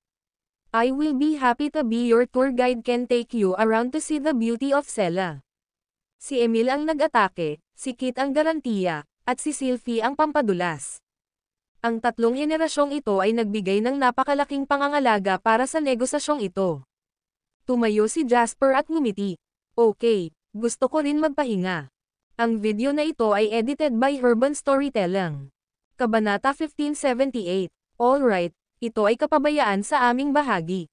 Kada dating lang ni Mr. Lane kaya dapat hayaan natin siyang magpahinga ng maayos. Kung ganoon, hahayaan namin si Sylvie na magpahinga. Kung may kailangan ka, sabihin mo sa kanya. Nakita ni Emil ang pagkakataong ito para takasan ang sitwasyon. Kaya naman, tumayo siya at sinabing. Matapos tumango bilang pagsang-ayon, lumingon si Jasper at sinabi kay Kit, Mr. Kit, aalis muna ako, at hihingi ako ng payo sa iyo mamaya. Ngumiti si Kit at sinabing, Mr. Lane, magpahinga ka muna. Mamaya na tayo mag-usap. Sa pamamagitan nito, natapos ang unang negosasyon sa pagitan ng Jasper at Senador Tel Corporation nang walang kahihiyan sa alinmang partido. Paglabas ng study, dinala ni Sylvie si Jasper sa guest room para magpahinga. Bumulong siya, Mr. Si Lane, ang aking ama at lolo ay parehong may malaking alalahanin tungkol sa partnership na ito. Pagkatapos ng lahat, ito ay hindi isang maliit na bagay, kaya mangyaring maunawaan. Kinaway-kaway ni Jasper ang kanyang kamay at sinabing, "Okay lang, magugulat ako kapag pumayag ang tatay mo ng ganoon kabilis." Imposibleng humingi ng stocks ni JW. Parang kung magkatapat kami ng posisyon at hinihingi ko sa Senador Tel ang stocks nito kapalit ng serbisyo ko. Ito ay hindi makatotohanan. Tumanggaw si Sylvie nang marinig ito. Pagkatapos, sumagot siya, "Naiintindihan ko." Habang nag-uusap sila, dinala ni Sylvie si Jasper sa isang guest room at sinabing, "Mr. Lane, pwede ka nang magpahinga dito.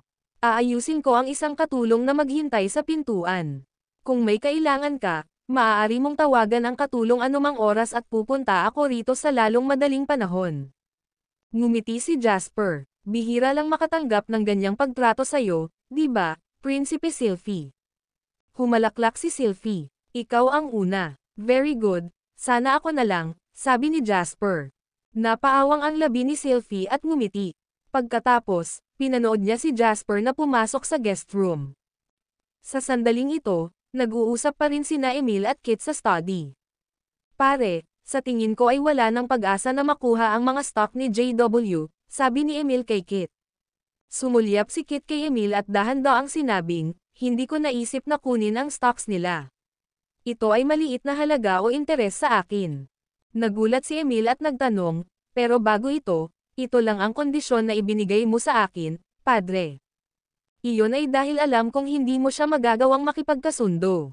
Napabuntong hininga si Kit. Ang Summerland ay isang malawak na lupain na may mahusay na mga mapagkukunan at mahusay na mga talento, ngunit sa parehong oras, lahat ng uri ng mga elite ay matatagpuan doon. Nang tingnan niya ang kahalili na maingat niyang nilinang sa loob ng maraming taon, napagtanto niya na ang lalaking ito ay kasing husay pa rin ni Jasper, isang kabataang katutubo mula sa Summerland. Kung nandito si Jasper, baka hindi siya nagtanong ng ganyan katanga. Tanungin kita, may pag-asa bang manalo si Jasper sa digmaang ito ngayon? At the end of the day, siya ang anak na maingat niyang inalagaan sa loob ng ilang dekada. Hindi sumuko si Kit kay Emil dahil dito. At saka, kahit hindi ganoon kagaling si Emil sa diskarte at big picture situations, disente pa rin ang ibang defensive skills niya. Hindi naman. Umiling si Emil. Ito ay isang bagay na nakikita ng isang taong may matalinong mata. Higit pa rito, kahit na sumali kami, malamang na hindi nito mababago ang kalalabasan. Tumanggo si Kit at sinabing, "Oo, kung matalo si Jasper, ano ang pagkakaiba ng mga stock ni JW sa basurang papel?" Ang mga pondong ipinuhunan ng JW, bilang karagdagan sa puhunan na itinaas sa Summerland, ay kadalasang mula sa mga komersyal na pautang at mga leverage na pautang. Sa oras na iyon, hindi lamang mawawalan ng pera si JW, kundi mabibigatan din ng napakataas na utang. So ano ang dapat nating gawin sa stocks? Sunugin ang mga ito para sa init. Nagulat si Kit. "Tay, kung ganoon, bakit pa tayo makikipag-ayos kay Jasper? Dahil nasa Jasper ang lubhang kailangan natin," sabi ni Sylvie na kakabukas lang ng pinto. "Pare, naaalala mo ba ang Summerland intelligence dealer na nagpakilala kay Jasper sa atin?" Tumanggo si Emil at sinabing, "Yes, I do." Mukhang napakalawak ng background niya sa Summerland. Walang kinalaman iyan sa transaksyon natin ngayon. Ngumiti si Sylvie at nagpatuloy, "Minsan niyang isiniwalat na si Jasper ay may mahalagang bargaining chip na maaaring magbago ng saloobin ng mga Maynards sa North America." Nagulat si Emil. "Akala ko sinabi lang ito ng intelligence dealer para subukang hikayatin kaming tanggapin si Jasper." Umiling si Sylvie na sinabi, "Nakipag-ugnayan na ako sa intelligence dealer na ito dati. Hindi lang kami, maraming malalaking pamilya at kumpanya ang bumili ng karamihan sa mahahalagang impormasyong may kaugnayan sa Summerland. Sa pamamagitan ng kanyang channel. Ang tanging bagay ay hindi siya magbebenta ng pambansang katalinuhan. Bagaman, wala akong duda na makukuha niya ito sa kanyang kakayahan. Bukod dito, ang taong ito ay may napakalinaw na estilo ng paggawa ng negosyo, na hindi niya pinalalaki ang papel ng anumang piraso ng katalinuhan sa buong transaksyon. Hindi rin siya nagpepeke ng impormasyon. Ito ang dahilan kung bakit maraming tao ang haharap sa kanya sa pangalawang pagkakataon, pangatlong beses, o kahit na maraming beses pagkatapos. Kung ganoon nga, kumunot ang noo ni Emil at sinabing, kung tumanggi kaming makipagtulungan kay Jasper, mawawala na ang aming pag-asa na makatrabaho ang North America, ngunit kung papayag kami. Tumingin si Emil kay Kit at nagpatuloy, ang panganib ay malaki, novel drama. Walang pagpipilian na walang panganib sa negosyo. Ang kailangan nating gawin ay magsikap para sa maraming benepisyo hanggat maaari. Mataray na sinabi ni Kit, dapat mong dalhin si Jasper sa aking hardin sa likod para sa ikalawang round ng negosasyon. Tumayo si Emil at magalang na sumagot. Naiintindihan ko po, Ama. Natural na hindi makatulog ng maayos si Jasper sa bahay ng Senador Tel Corporation. Bumangon siya pagkatapos ng mahimbing na tulog ng mahigit 2 oras lang. Ganun pa man, madaling araw na nang bumangon si Jasper.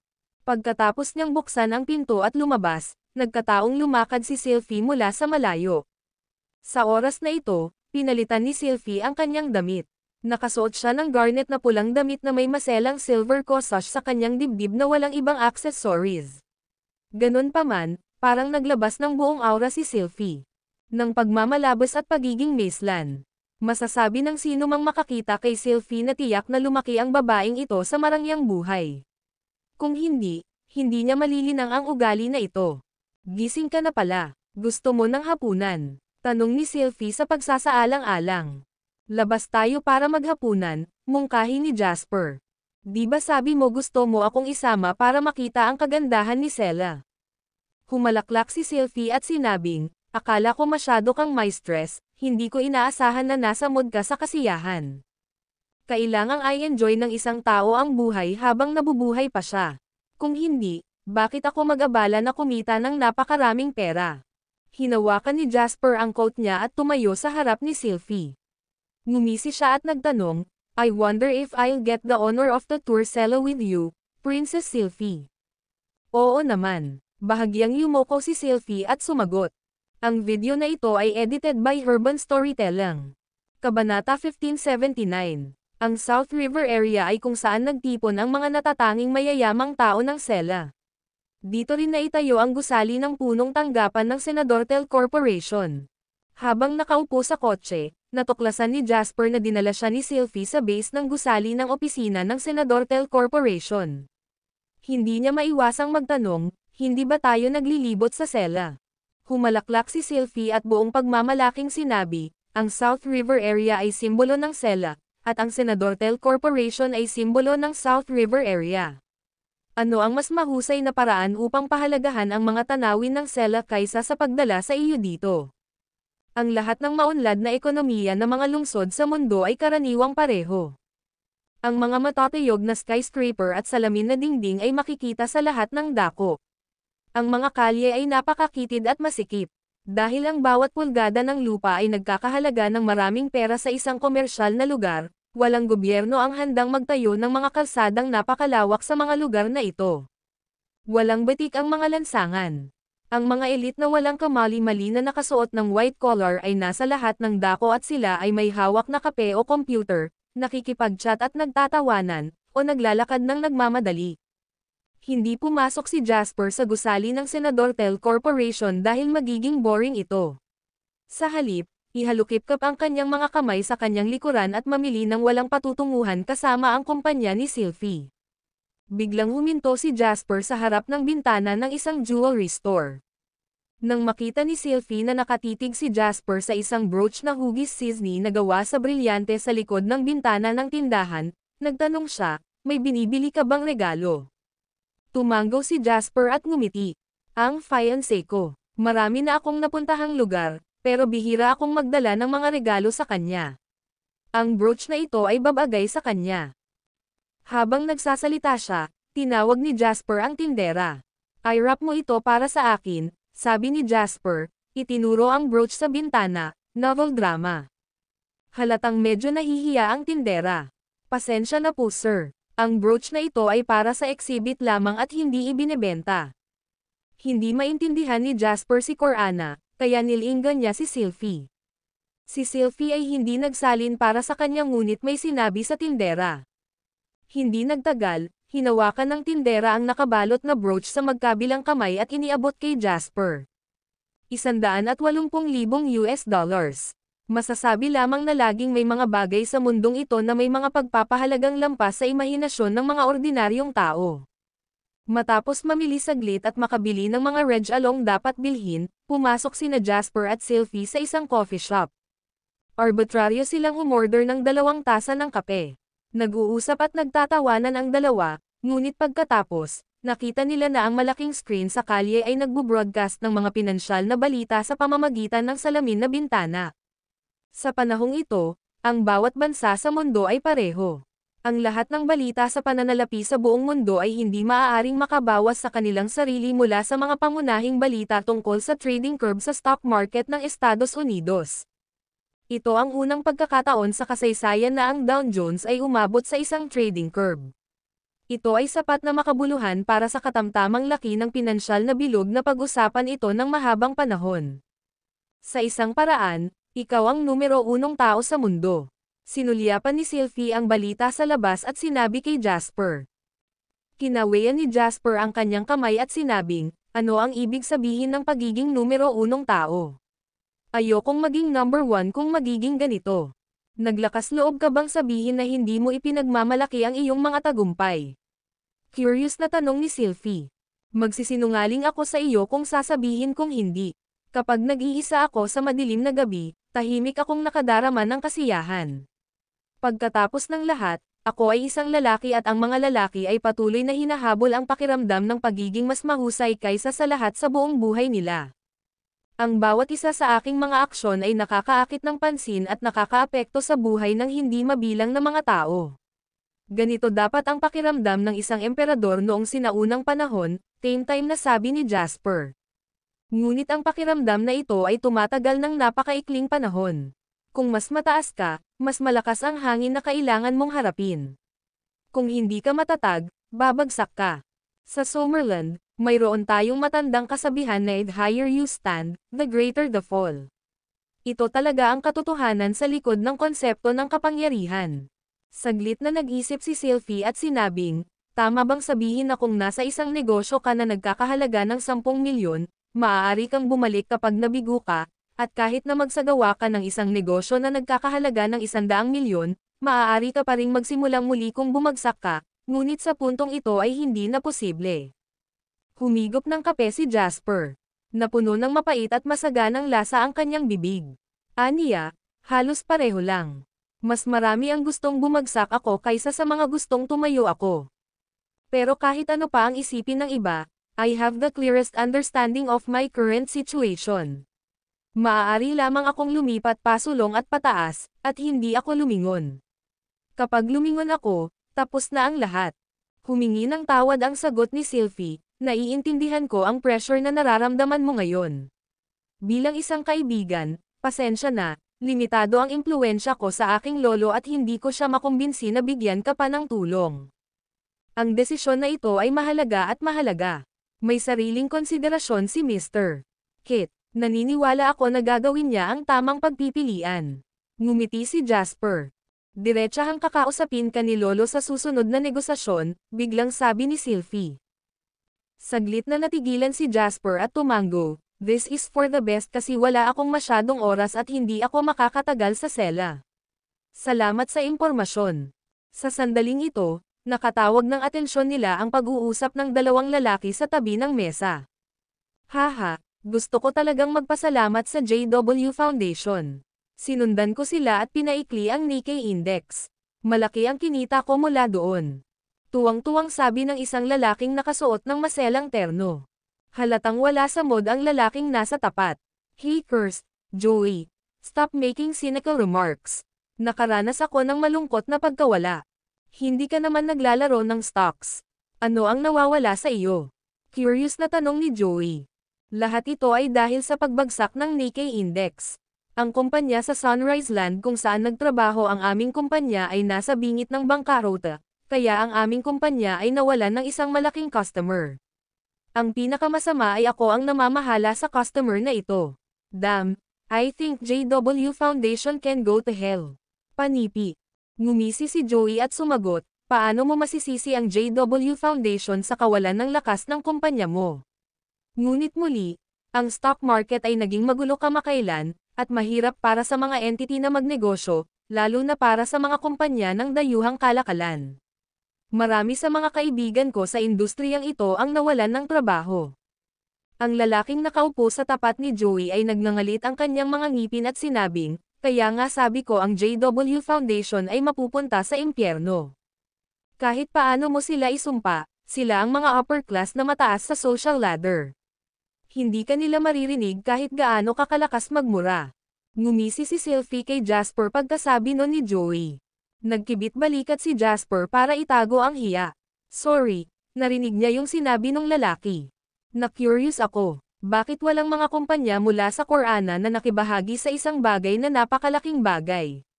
Kunin mo halimbawa ang Senadortel Corporation, hindi naman siguro sila mahilig Maiwan, di ba? Maganda kung makakasali ang Senadortel ng ating bansa para kumita ako. Nang marinig ito ni Jasper, tumayo siya at binayaran ang bill gamit ang ilang US dollars. Pagkatapos, sinabi niya kay Sylvie, halika, bumalik tayo. Kakausapin ba natin si Lolo? Nagsimulang makaramdam ng kaba si Sylvie sa hindi malamang dahilan. Bibigyan namin ng pagkakataon ang mga mamamayan ng Corana na kumita ng pera. Tumango si Jasper at sumagot. Ang video na ito ay edited by Urban Storytelling. Kabanata 1580. Matapos niyang bumalik sa mansyon kasama si Sylvie, hindi na nag-aksaya ng maraming oras si Jasper at direktang humiling na makipagkita kay Kit sa pagkakataong ito. Hindi naman tumanggi si Kit sa hiling ni Jasper at nagkita ang dalawa sa likod ng garden ng manor. Mr. Kit, wala akong masyadong oras.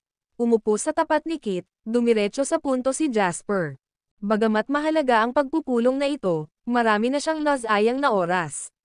Ang stock market ng Estados Unidos ay magbubukas muli sa loob ng wala pang 30 oras kaya't si Jasper ay walang gaanong oras para makasama si Kit. Ngumiti si Kit at tumango. Kahit matanda na siya, energetic pa rin siya. Tumingin siya kay Jasper at sinabing, naiintindihan ko, kaya punta na lang tayo sa punto. Habang nag-uusap sila, nagsalin si Kit ng isang tasa ng tsaa para kay Jasper at dahan-dahang sinabing, nag-aalok ako. Una, kailangan mong tulungan ang Senadortel Corporation at ang mga Maynards sa North America na magkaroon ng kasunduan. Sa hinaharap, ang Maynards ay tutulong sa mga interes ng Senadortel Corporation sa Estados Unidos. Kinuha ni Jasper ang mainit na tasa, humigop, at naghintay ng walang laman sa susunod na kahilingan ni Kit.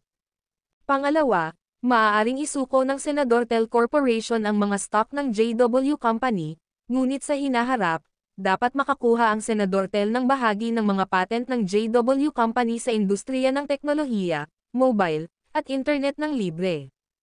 Ikatlo, ang JW Company ay kailangang magbayad ng kabuuang 5 bilyong US dollars.